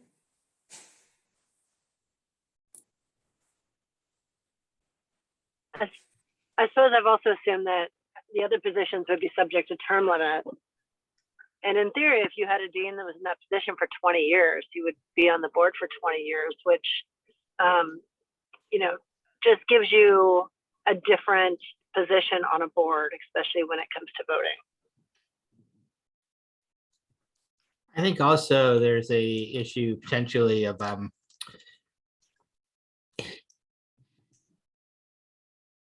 board might want, given sort of the relationship, there's also the potential that the dean will be presenting to the board as well.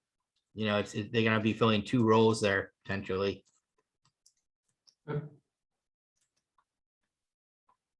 mean, I would assume that kind of when the budget comes in, that's likely going to be the dean and the executive director. I don't know, maybe that's wrong.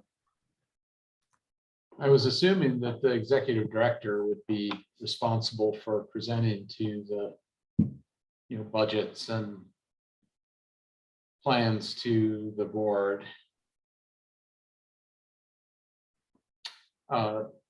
Not the dean. The executive director is the individual responsible for running the forest. Don't forget, I mean, there's forest managers beneath the executive director.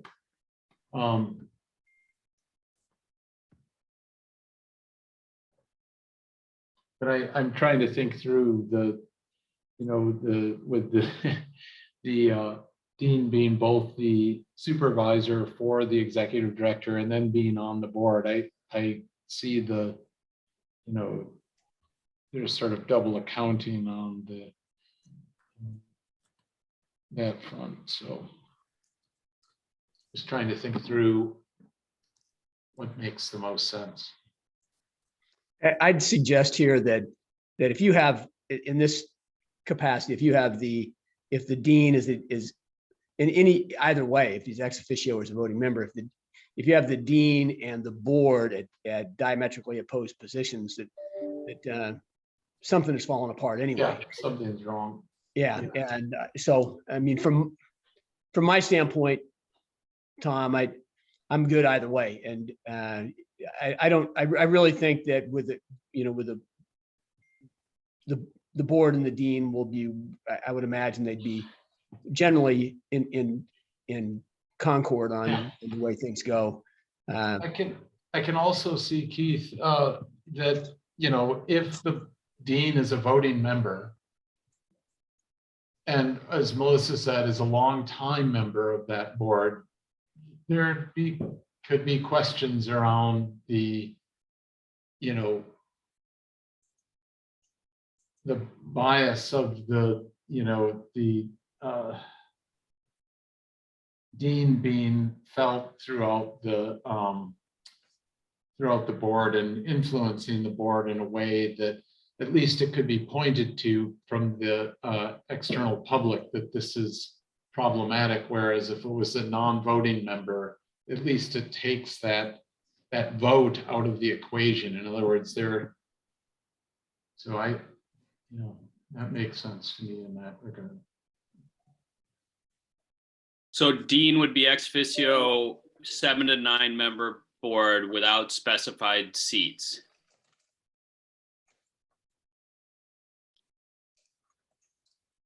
Any remaining concerns with that structure?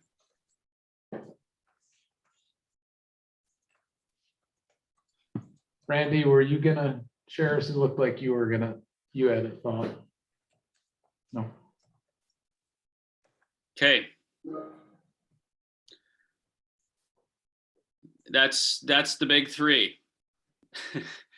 Nice work, folks. We're going to need to review the language. So update the language, and we're going to need you all to review that language. Before I let you go, and knowing that there are some other important topics and we have a little bit of time, one in particular I wanted to flag for you was the mission specifically, and there's been, so we had, this was one of the first topics this small group focused on. We developed some draft language. There was a set of highlights included in there that you all had indicated, okay, that's maybe okay, maybe not, but we're going to need to revisit it once we land on board composition, et cetera. And so I'd like to revisit that.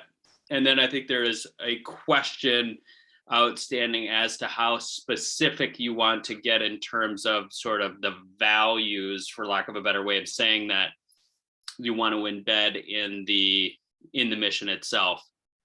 And so I'd like to talk a little bit more about that. Jeff, do you want to share that that document? Sure, I can do that.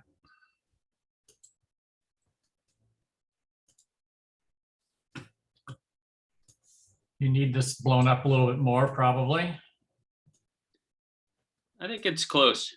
That's good. Okay. In the last time we discussed this, Peter, there was some discussion about needing an overarching mission statement in addition to talking about the enumeration of different purposes for the entity. And I was not clear whether we had landed that that was absolutely necessary or not. So I put a placeholder in this, you'll see. So. We think it would be helpful. Something that really capture this is a long laundry list. I still think it could be cleaned up a little bit. It feels to me a little wordy and duplicative, but I don't know, I'm not worried that much about it. But I think something that captures in a very short paragraph, 2 or 3 sentences, what we're really what we're really trying to accomplish here. I do go back to the research and climate change here. I think we would be remiss, both because the land board flagged it, but also because it is the challenge of this generation, to not have that in there. And I think, honestly, I think it's something that comes up continually, at least in, I think, Mark, in my world, as to, you've got to have climate change in any sort of forest context.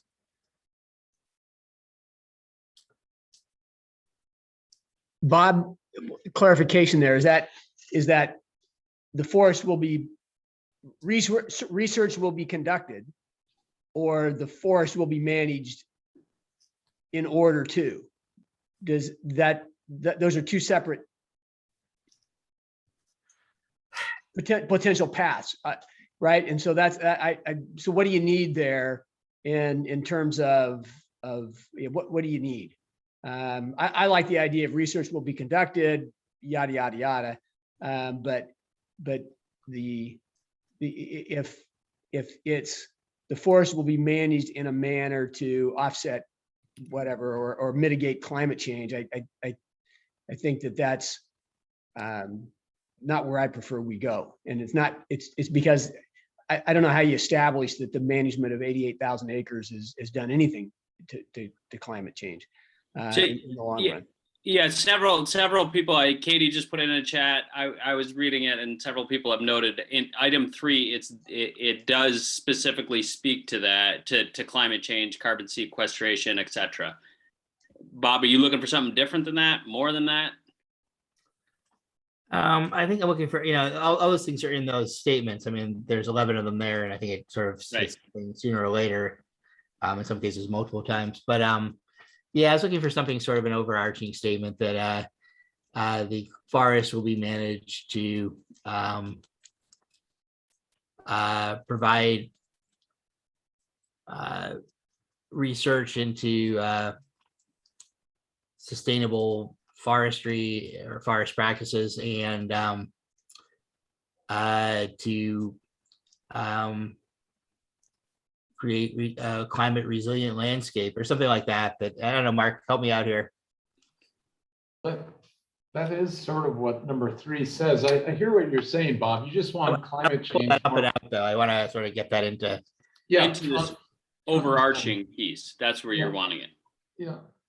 So its own standalone bullet. And I'd love to see if we could bring 11 down to 6, but that's a wordsmithing exercise. I just think there's a lot of gobbledygook in there, honestly. Tom, not to put you on the spot, but I wonder, is there something out of the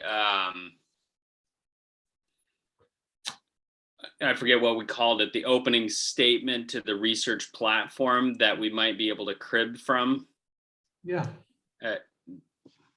rather than Yes. reinventing the wheel. Yeah, I think there is. I mean, there was the commit. Well, I don't want to confuse the wording that we use. We had the commitments. Anyhow, I think possibly.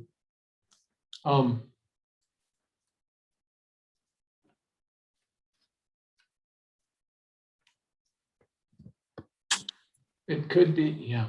Anyhow, I'll look while other That's people great. are talking. Melissa?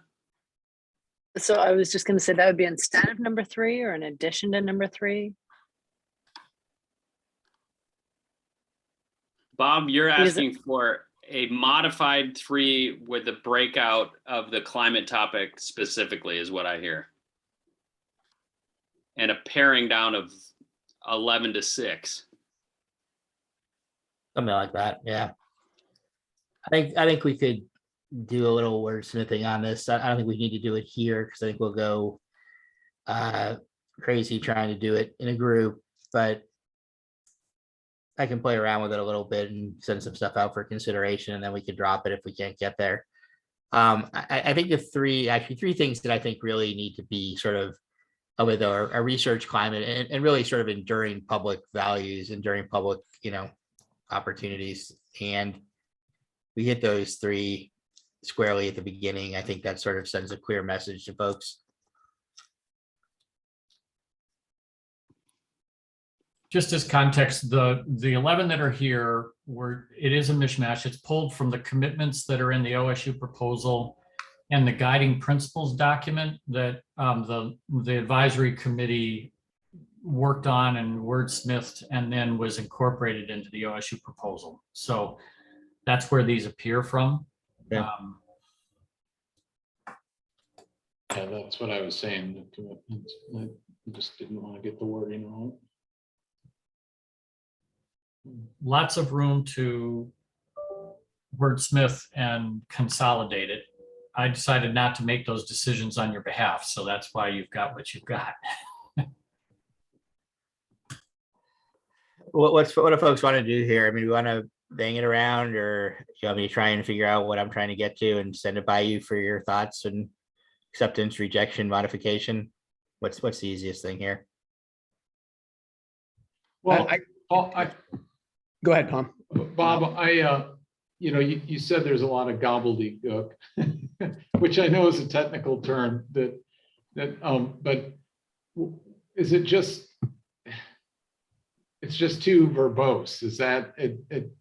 Yeah. And I think we could just be really concise and lay out what the mission is without some, like, why do we have to say that it's a world-class research forest, or why do we have to say that oh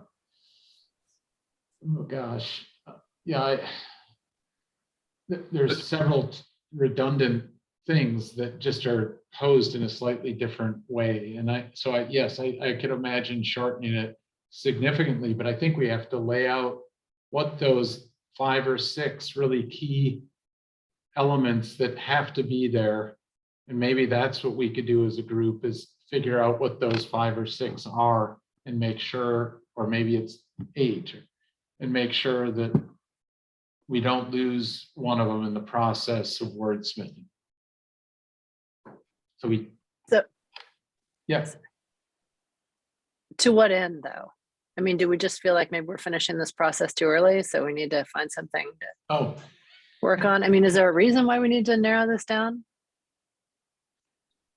I guess I was thinking, Melissa, just I don't know. I start to read this thing and I get to about the 3rd bullet and I just sort of go cross-eyed and go, whatever. And I like preambles, mission statements, so the public can look at it pretty quickly and, walk away going, okay, this is what this is about. It's about research, it's about conservation, it's about local economies, it's about recreation, it's about public access. And you could have a bolded bullet for each of those in a short statement after each one.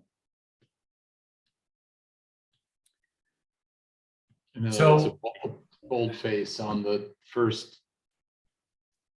I'm not arguing with anything you all have said, and I'm totally fine. Just the function and reason for this section in the statute is that this is the legislative statement of what the purpose of the entity is, which will be, it's not an active operational clause that's enforceable in the statute, but it's the context within which the things that the statute's requiring you to do will be judged. So is a biennial operations plan or is a forest management plan consistent with the purposes of the forest? People will come back to this section and look at the purposes and make that decision about whether or not your documents that are subject to being challenged are within the boundaries or the umbrella of the intended purpose of the forest. So that's what you want to keep in mind as you're deciding what stays and what goes. Let me run this list by you. I mean, to me, I come up with research, climate, conservation, recreation, local economies, collaboration, financially sustainable, and publicly accessible.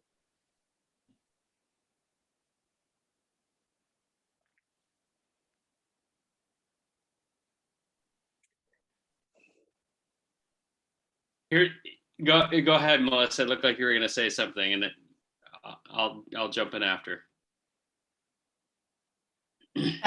I will, I suppose. You know, I'm usually pretty terse. Anybody who gets emails from me can tell you they're pretty short. But in this case, I can see this as being important later. You know, if we get in an argument 20 years from now about why Oregon State is spending so much money on maintenance of the facility or something, and somebody says, you know, I'm looking at these 8 bullet points and it doesn't fit under any of these. You don't really need nice buildings out there. You just need good enough buildings. Yeah. But, you know, if we have this in here, then you can point out, well, no, it's supposed to be a world-class research facility. So we can't have people sleeping in tents outside because we're trying to do this. Yeah, that's a good point, Melissa.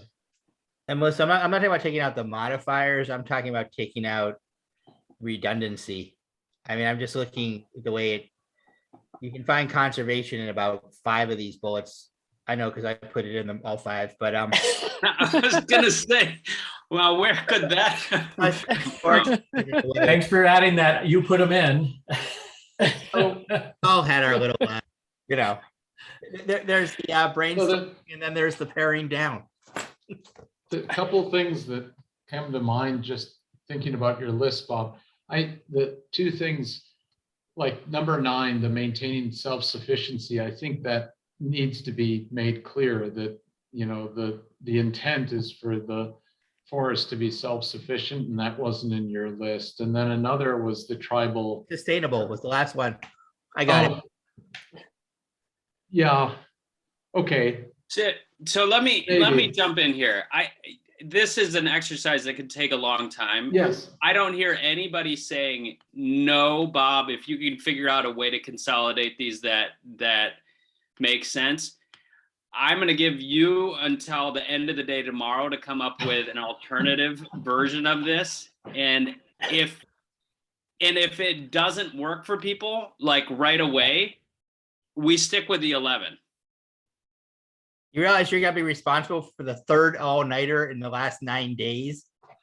No, yeah, this shouldn't take you all night. Yes. I'm still dealing with your last fiasco. I mean, the reality is, like, I think there is room to improve with consolidation here. The risk I see is that as you begin to consolidate, people are going to look at what's been dropped out. And what you have right now is a pretty comprehensive list. And in consolidating, we run the risk of things that people intentionally or unintentionally, things that people care a lot about get dropped out. And then we got to figure out where to get them back in. And rather than going through a long exercise in wordsmithing, I think if you want to take a run at it because it matters to you, Bob, I don't think anybody's going to stand in your way. But I don't think that there's a lot of energy to go into a great deal when you have a pretty comprehensive list right here. So ball's in your court if you want to make a run at it. But if I can't get people to yes pretty quickly over email, we're going to stick with the 11. I got you. Okay. I'll call you in the middle of the night when I'm working on it for your. Great. Ring her off. Peter? Yeah, Melissa. Peter, can I ask you a related question to this? Please. Since Bob's already looking at the list. I feel like we should note somewhere that this is not an order of importance. Good suggestion. Good suggestion. Bob's writing it down.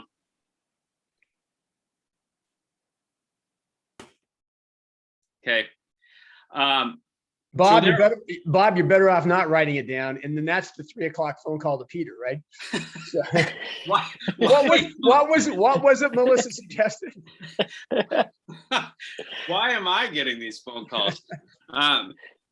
So there are some other important, so anything else on the mission that we need to cover today? And if not, I want to create a little bit of white space here, knowing that the 3 biggies we've already, I think, resolved, and I want to make sure that folks are, have enough time to be able to review the revised language.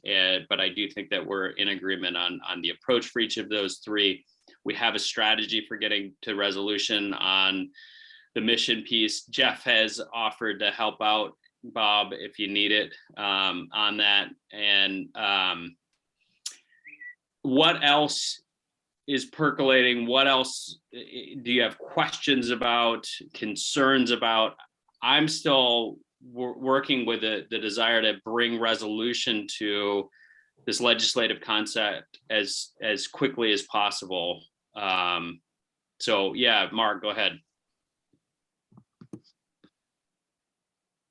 I just think, I don't know if it's for the moment, but as we step down into the next section 3 under authorities, I think there's some more work to be done there. And I think authorities is actually pretty important because that's like beginning to translate to what's real and what's not real. So I don't know if there's another placeholder there for, this entity needs to be able to raise funds. I don't know, bonding needs to be mentioned in here. Can this entity hold the HCP and any related incidental take permit? It's kind of silent on a lot of potentially functions that this partnership entity would take on. So I'm sorry, go ahead. And then I don't know if there's, other things like limitations to it. I'm just throwing out ideas here, but you can't use the ESRF as a collateral for things. Do we want to call out no raw log exports? I mean, there's a lot of, I think, additional considerations that could be addressed in here. You're right. And we have Department of Justice attorneys, both from ODF and from DSL, and then some conversations going on with OSU also that are, the DSL attorney has been charged with developing a list of what are we call them the technical stuff, but the detailed stuff that needs to be thought through: bonding authority, budgeting, all of that kind of thing, application of state policies to the entity. And those are, that list is being developed, and it's not with us today, but it'll be part of the drafting process. So when you actually see a bill, there's going to be a lot more than these things.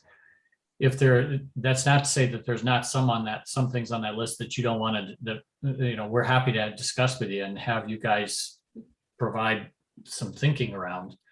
We just were trying to focus in on the big policy steps first, and then pull in some of these other things next.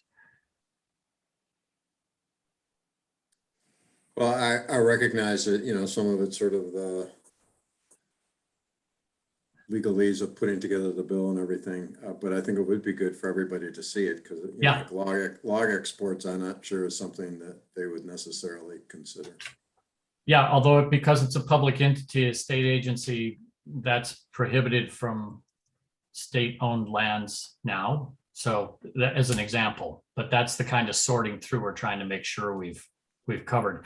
I would love it if any of you have things that you're thinking about or troubled by that you want to make sure we're thinking about in the bill, even if you haven't figured out what it should look like, if you identify what they are.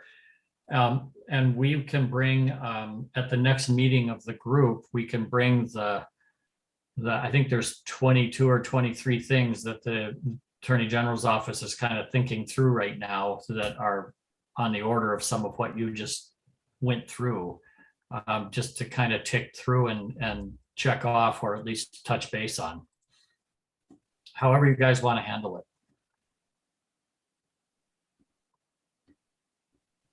We can get you a long list of sort of, I think uncontroversial, but sort of those kinds of technical stuff that we've been compiling, mostly out of the research platform. Yeah, I think one thing that we have tried to do is to keep the statute simple. So in the authority section, we tried to have a broad authorization for anything necessary,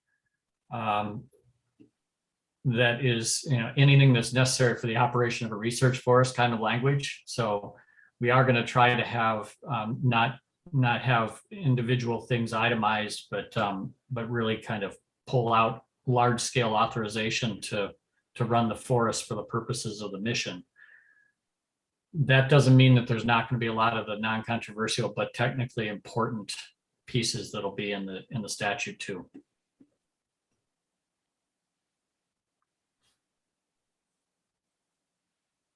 Hey, so two things. One, I want to create some space for anybody who has other lingering questions or concerns to surface those.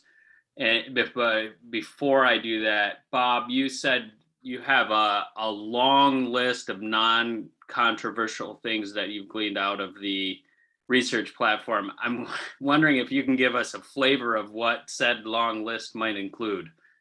I didn't do the work. Other folks did. I mean, I think things like and I don't know if they all need to be in there, but some of the restrictions, like no salvage logging, we had a number of restrictions in there that were going to be part of the platform, and I think which should be codified. Go back and find them all.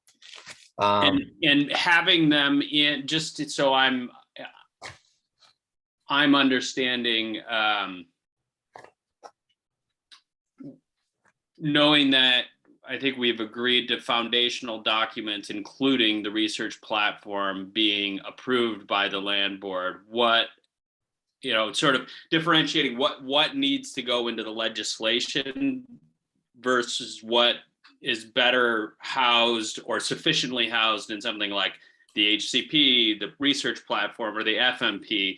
And I think I'm trying to get a flavor of I think some of what you want lumped into the legislation, and if folks are in agreement with that needing to be included in the legislation itself. The research platform probably is not enforceable under the APA, so those restrictions. Some of those restrictions in there should be codified through legislation in order to make them enforceable. But we can send you what we have. Again, other folks have been sort of looking and pulling some of that stuff up. I don't think it's a huge list. I don't want to overstate it. But the other two things that I think are still on our mind as well is that I think there does need to be explicit language in there to make the FMP accessible under the APA. It's not necessarily enforceable under APA unless it's called out statutorily. And I think the second thing I wanted to flag is we would like some language in there that actually does codify some of the protections. It's tough because the FMP is not done yet, but something that says something along the lines of not less than X thousand acres will be protected for, in reserves, so that stuff is locked in as best as we can do it, given the circumstances. I am really concerned that we're going down a slippery slope here. Because this kind of puts it on all of us to start putting in all the things that our constituencies are concerned about. I thought we were addressing these things in the FMP and the HCP, and if we're going to start listing out all the things that we want to make sure in the legislation that are already covered there, I mean, I'm concerned.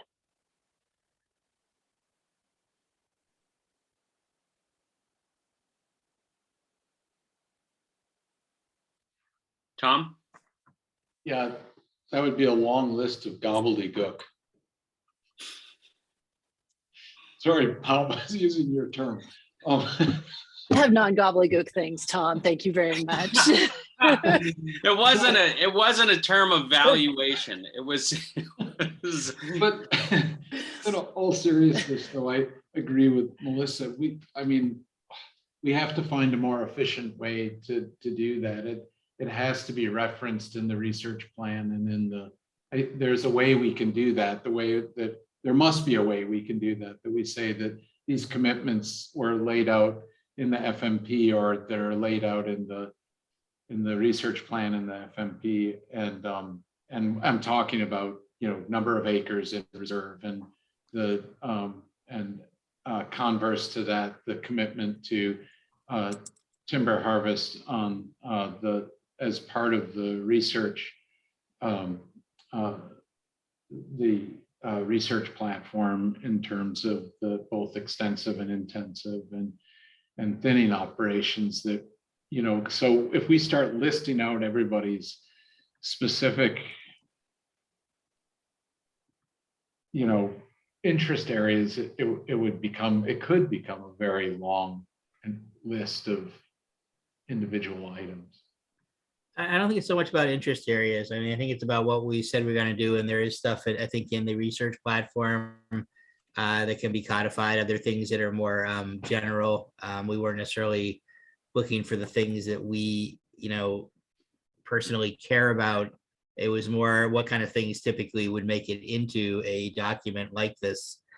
And I think so support among the environmental community for this legislation, I think seeing some of that stuff show up is going to be important. I think otherwise it's falls into the realm of unenforceable and somewhat vague. So Bob, would you also want harvest volumes codified in legislation? No, because I don't think you can put harvest volumes. I don't think you can codify them in legislation. I don't think that's really feasible, but I think that the reserves are. I think they're different animals, frankly, and I think where you've drawn lines or committed to, you can't guarantee harvest volumes. You can guarantee that your protections that you've committed to will stay in place and be there. I guess you committed to self-sufficiency. Mm-hmm. And whatever revenue streams are required to get there.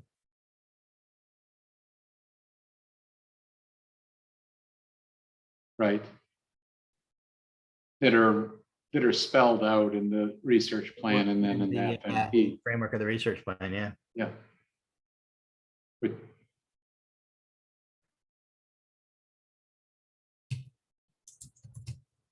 I think lines on the map, and to some extent that for example, the West Side Reserve, which are helpful. And even if you don't want to tie it to a line, if you tie it to an acreage number that's equivalent to what's inside that line today, I think that buys you a lot in the conversation going forward. And I'm thinking sort of broader than this group, but just in the public forum that this whole thing will be considered within.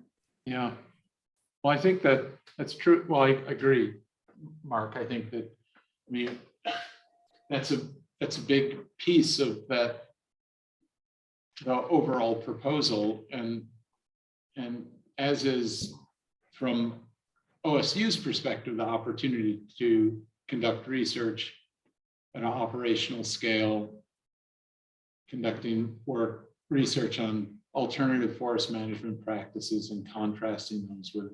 So there's multiple things that we committed to that we laid out in the research plan that could be called out. I totally get it. The large block reserve is one of them, and it's a key one. But there's probably others then that we'll want, if we're going to do that, we'll want to call out several things that encompass the research activity, that encompass the self-sufficiency, that encompass the recreation activities, that encompass, access. Maybe there's a way to do that efficiently as well. And I think one of the questions we get a lot, Tom, is, before this is over, the public will have spent over $200 million to buy the forest out of the Common School Fund. OSU is getting the forest in order to do research. The question we get over and over again is, what is protected and how certain are those protections? And I think there's a very large segment of the public that feels that we've paid a lot of money in order to protect the natural resource values of that forest. And I think the ability to be able to show them in the legislation that, yes, this is there, it's codified, it's as specific as can be under the circumstances, and the circumstances are challenging, as you know, because of the timing of how we're doing this. But the more I think we can show people that those values are in fact protected, I think the more likely we are to be able to garner public support for this. mm-hmm. And I think that's also, I think some of you know that there's a land trust that's come in from California and tried to move some legislation around this already, completely independent of this process and the groups in this process, to put easements on the forest. And, I think that's the kind of stuff where people are moving in because they feel like there's a lack of certainty around those resource values still. And if folks don't know what I'm talking about there, I'm happy to update you. Probably not in this meeting, but.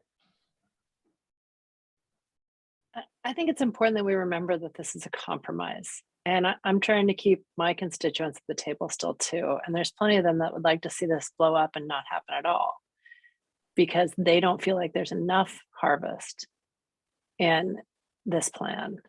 And there's people down here that still feel like, maybe the forest should be sold.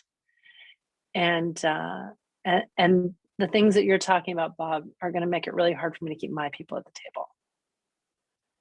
So, I realize you and I both hear very different voices on this, and, we have different people that are talking to us, but those will make it very difficult for me to keep people on board. Melissa, when you say that, is that without the other compromise issues highlighted, or just highlighting only highlighting one or two and not highlighting the suite of compromise or the suite of things that will be accomplished by the research forest? So I'm going to say, I know Bob and I won't agree on this. So with putting this aside, I would say that the people that I represent would like to see options stay on the table. Like, if it is determined at some point that salvage logging is appropriate under the FMP, then it should be allowed. If salvage logging is outright banned in the legislation, that would be a problem. Just because why are you going to call out that specific practice as opposed to others? So, I just think if we get too specific, then we lose any flexibility, which was the point of doing this all in the first place, right? We're trying to create a research forest where science can be studied, where it can be applied on the landscape, and we can see what the outcomes are. If we're just going to put it all in statute, then we don't need to have a research forest.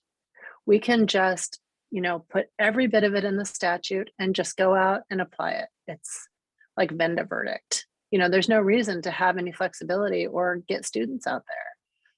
I am just really concerned about being really proscriptive on this and essentially locking up the entire forest to the point where we're not actually doing any research.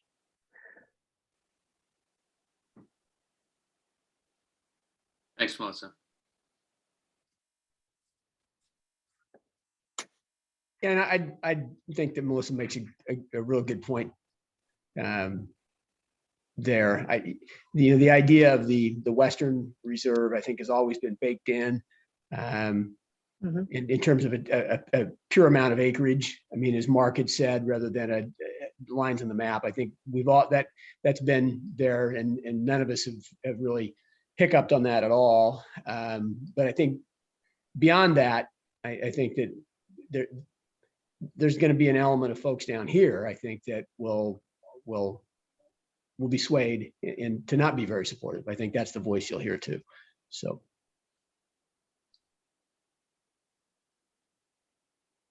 Well, I think we're going to hear voices to either side of this group that we have here will be loud and vocal, as this conversation continues to go forward in the public eye. So I think we'll hear from the left and hear from the right for sure on many of these very exact issues of not enough or too much from their perspective, whatever that is. So I think where we're trying to land with this group obviously is something that has compromise to it, but is bringing us forward together here. But haven't we largely done that, Mark, without a wide list of specifics in terms of forest and management being included in the legislation? Isn't that enough? I think part of Melissa's point is we have it already in the FMP. Need it be, there's a huge element there that's in the FMP anyway. Well, I think there's a huge does it all need element to be included in the legislation? Does that need to be included in the legislation? Well, there's a huge piece of it in the research proposal, because that's what really, got us to where we're at as of December last year. I think, presumably the FMP is going to obviously reflect what's in the research proposal, but that's very much a work in progress. That's okay, fair. Yeah, but knowing that the FMP is a direct outcome of the research proposal, it is not a new entity or a new item that's being written from scratch. It is an extension of the research proposal and will be written directly reflect that. And of course, the FMP has to be approved as we've just gone through by the board. So. And one of the things that we're working through is how to accomplish and at what level we can accomplish the commitments and still retain the capacity to pursue the option of the carbon markets as part of the decoupling strategy. And so the wording of the legislation, if we go down this pathway, is real important, so that we don't accidentally foreclose a significant source of revenue to put toward decoupling or startup costs or ongoing revenue for the research plan. Examples there, Jeff. What's the language that dooms us? I don't have examples here. Okay.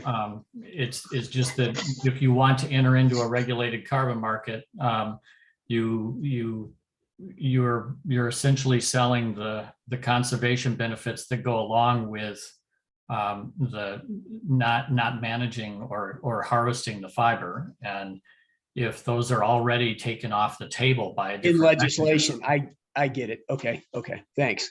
We were very careful on the HCP, for instance, to make sure that we didn't foreclose that opportunity. So if it's in the legislation, then potentially it reduces. It's already set aside.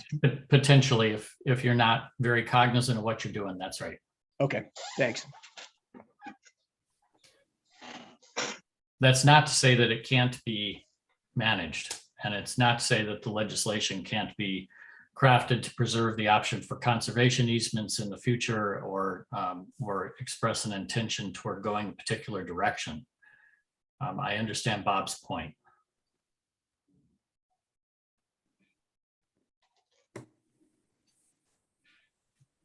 Well, much like the previous topic, I expect that nobody is agreeing to anything until everybody agrees to everything, and it may be helpful to see something in writing that and Bob, you and Mark are maybe, balls in your court in terms of putting something out there with respect to your own, the items you would like to see codified in the legislation. And I'm not making any commitment that others are saying that that's a good idea or will go along with it. And I think in so doing, probably serves your interest to think about what other items would potentially be captured in there that would meet the interests of other folks around this table and around the broader advisory committee table that might also be captured in the legislation, to provide a sense of the diversity of interests that are represented in the group that agreed to the research platform and will be advancing this legislation together. So what I hear is a one-sided approach probably isn't going to be acceptable. So thinking about a more representative and reflective set of commitments, maybe. So would you all be willing to take the first cut at that? Yep. Since it's your desire to get it in there. Anything else, other outstanding topics that need to be surfaced? This has been a really helpful, go ahead, Mark, and then Katie. Mark? Yeah, I'm not sure if I had a thought or if I clicked my mute button in anticipation of having a thought. I guess I have one thought, and I'll just say it since you got me here. And it's really kind of minor, but just in the roles of the ED, I think there's an opportunity to have one of the things they do is be part of the governor, whatever governor's executive natural resource cabinet or council they have. And I think that's just a great place for the voice of the Elliott ED to sort of be able to commingle with the other equivalent level people of natural resource issues in Oregon. So that's an interesting idea. Kind of like the Columbia River, the scenic area, that ED sits in on those cabinet meetings. something like that, yeah. Yeah. Okay. Katie Fast and then Melissa.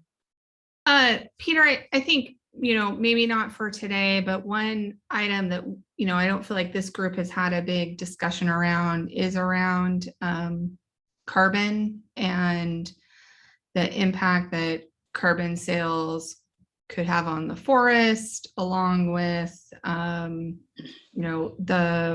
the regulatory market and what that means, just policy wise. So I do want to, I think for OSU, it's important to flag that issue for maybe a future conversation.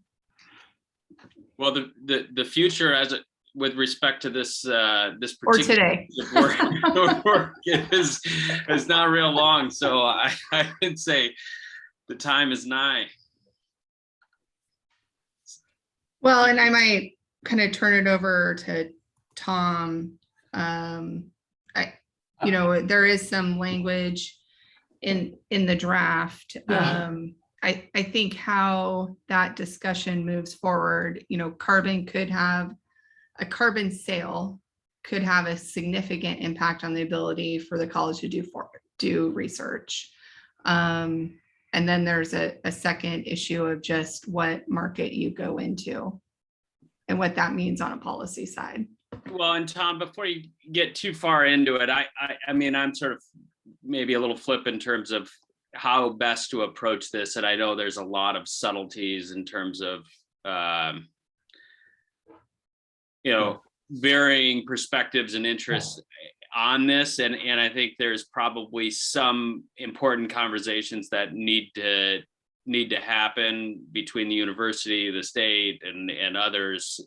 And so I don't want to push you all into a conversation that we're not quite ready to have. But I guess my point is, Katie, thank you for raising it, and let's make sure that it gets addressed appropriate in the legislation appropriately, and that we create some space for the right conversations to happen, to make sure that happens, that the topic is addressed in the appropriate manner. So, well, yeah, no, that sounds great. Sorry, Peter, I wasn't furrowing. I don't know what I look like when I'm staring at the camera. Yes, when I read what's in the current draft concept, I thought it left things pretty wide open for it tees it up as something that's a possibility out there. And I think that's as far as we'd want to go with the legislation, is leaving it as a possibility. I have from the outset expressed some concerns about carbon offsetting from different perspectives. I recognize it's a significant source of revenue. I was part of a offset program on the Lubrex experimental forest in Montana. And I've discussed that before, and I don't want to waste our time on that. So I have firsthand knowledge of the process and the value that it can represent but it also has ethical questions associated with it. And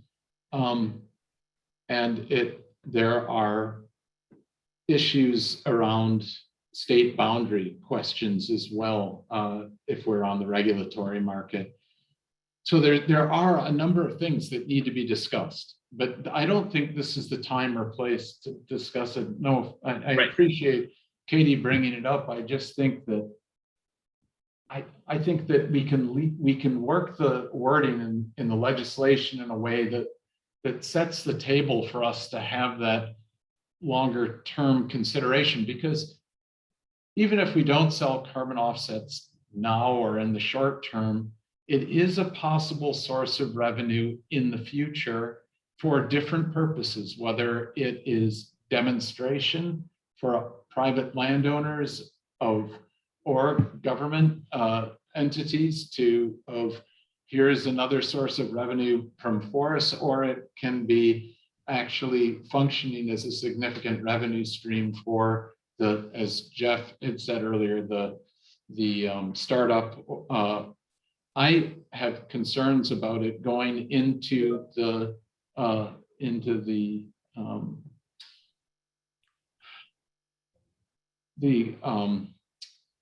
buying out of the common school fund, and we don't need to go into that right now, but that it does, carbon offsetting puts constraints. It's really no different than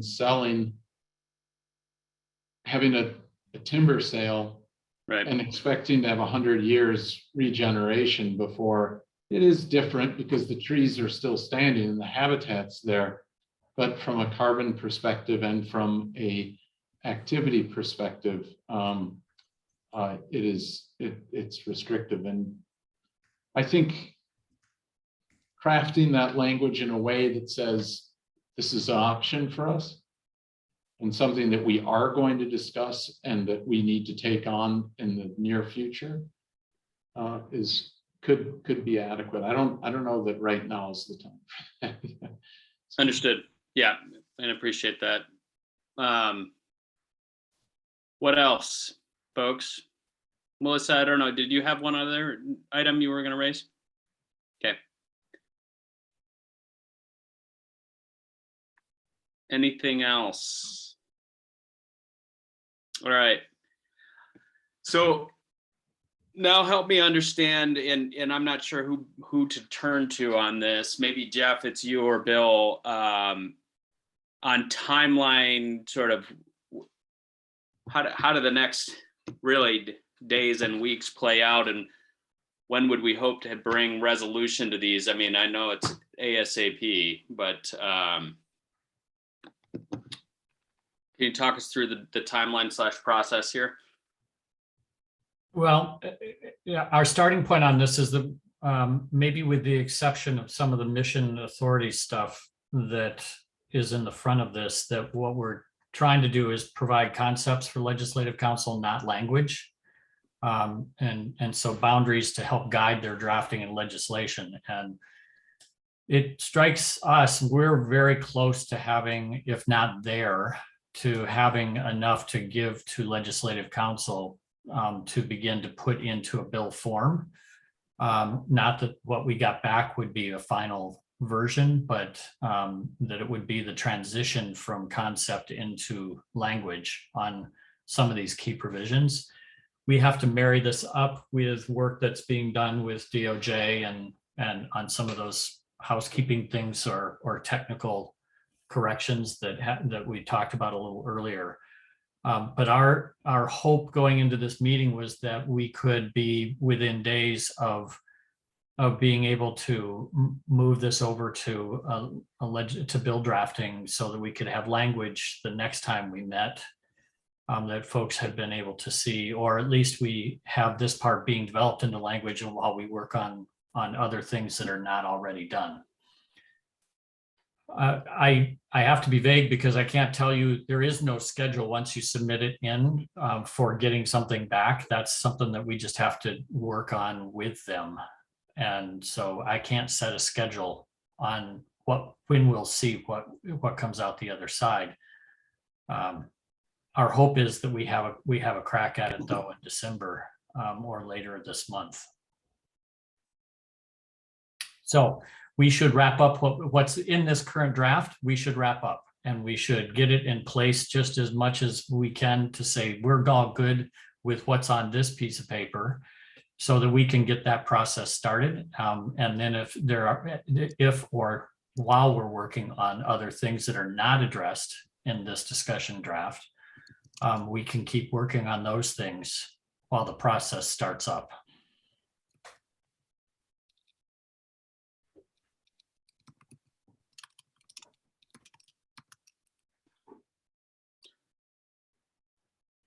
That makes sense at all? I'm giving the space for other people to react to it. Okay. The approach made sense. I'm curious whether the timeline works. Keith. Yeah, I mean, in terms of a relatively rapid timeline as Jeff had spoke about, to hand this over to the folks who craft bills, why not, right? I mean, we can come back and tweak, but I guess the question is, what if they don't get the bill back to us, their draft, we may have a second iteration here, and some of the language that we're still working on. How does that play at that level in Salem, Jeff?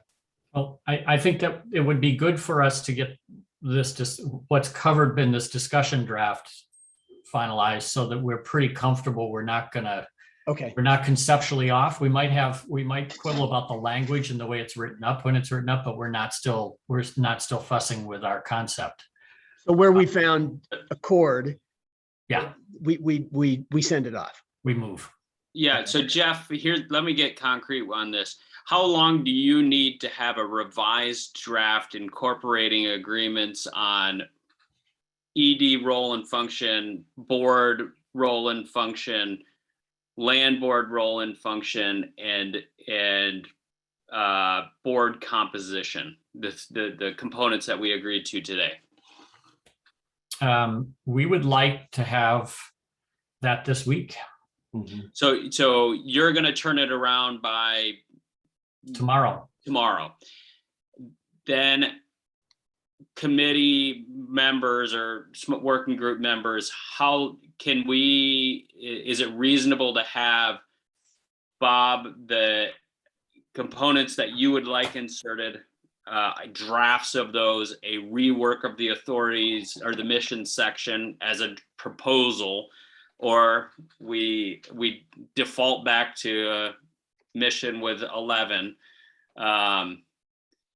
Is it reasonable for folks to review the revised draft that Jeff's going to send tomorrow, incorporate any additional feedback, and strive for a near final version of that for submission by close of business on Friday?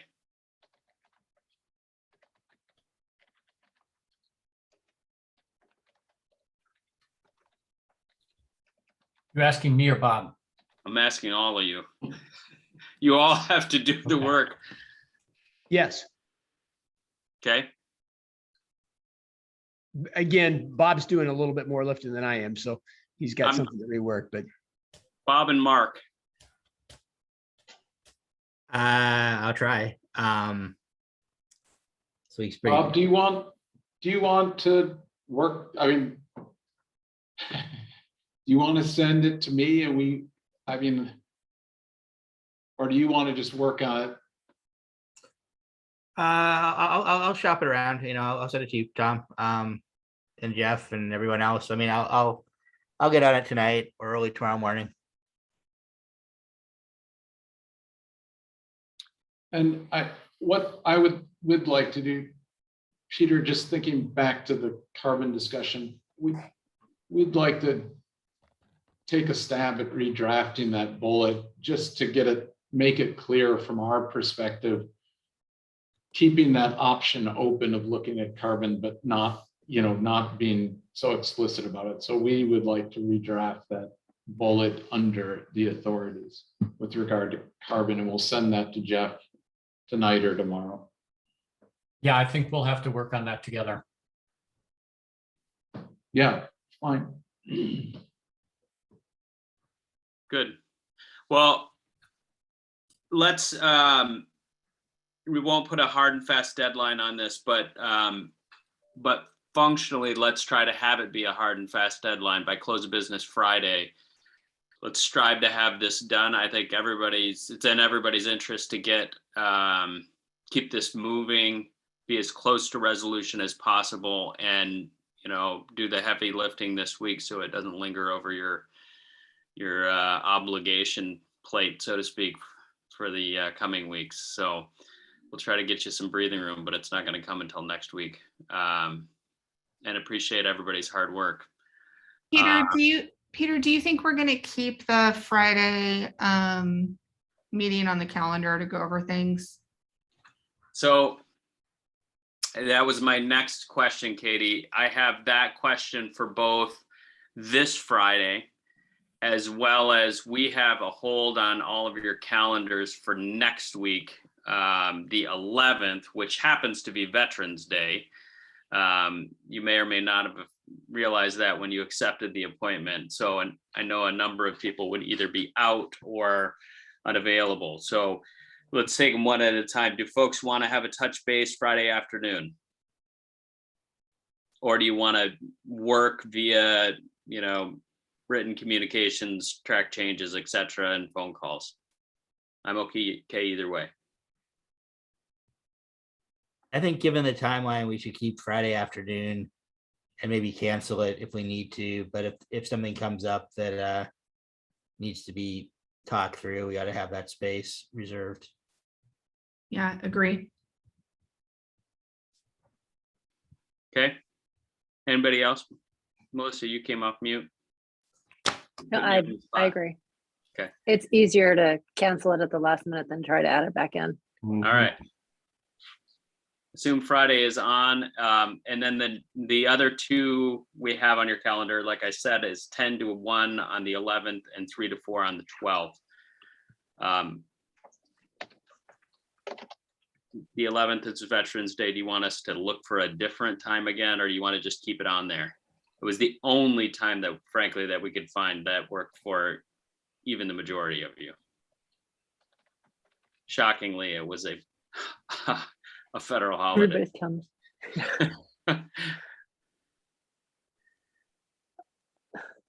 I prefer to change it. I'm supposed to be down on the boardwalk reading a proclamation at 11. All Not that I right. can't do both.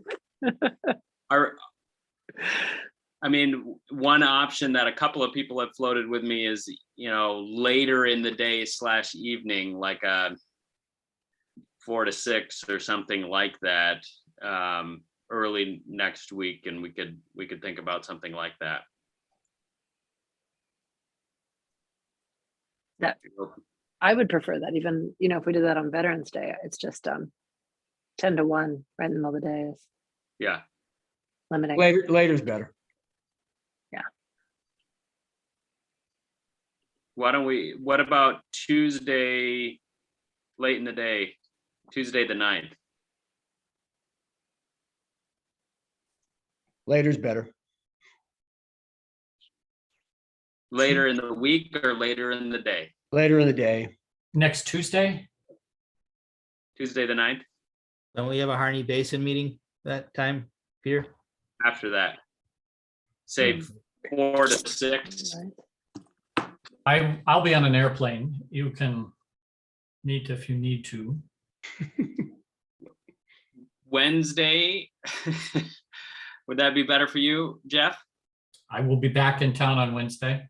All right, let's try for that Wednesday, like 4:30 to 6 for a check-in.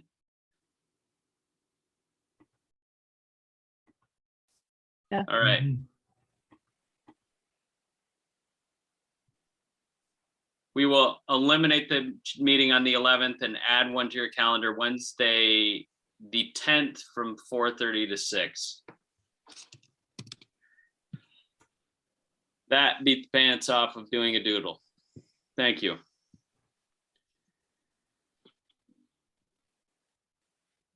All right. Thanks, everybody. This was a really good conversation, lots of progress, and I appreciate this conversation as well as all the energy and time you've put into this up to this point. Bob, do you have your hand up or were you clapping? No, I hit it by accident, actually. Okay, good. You can clap.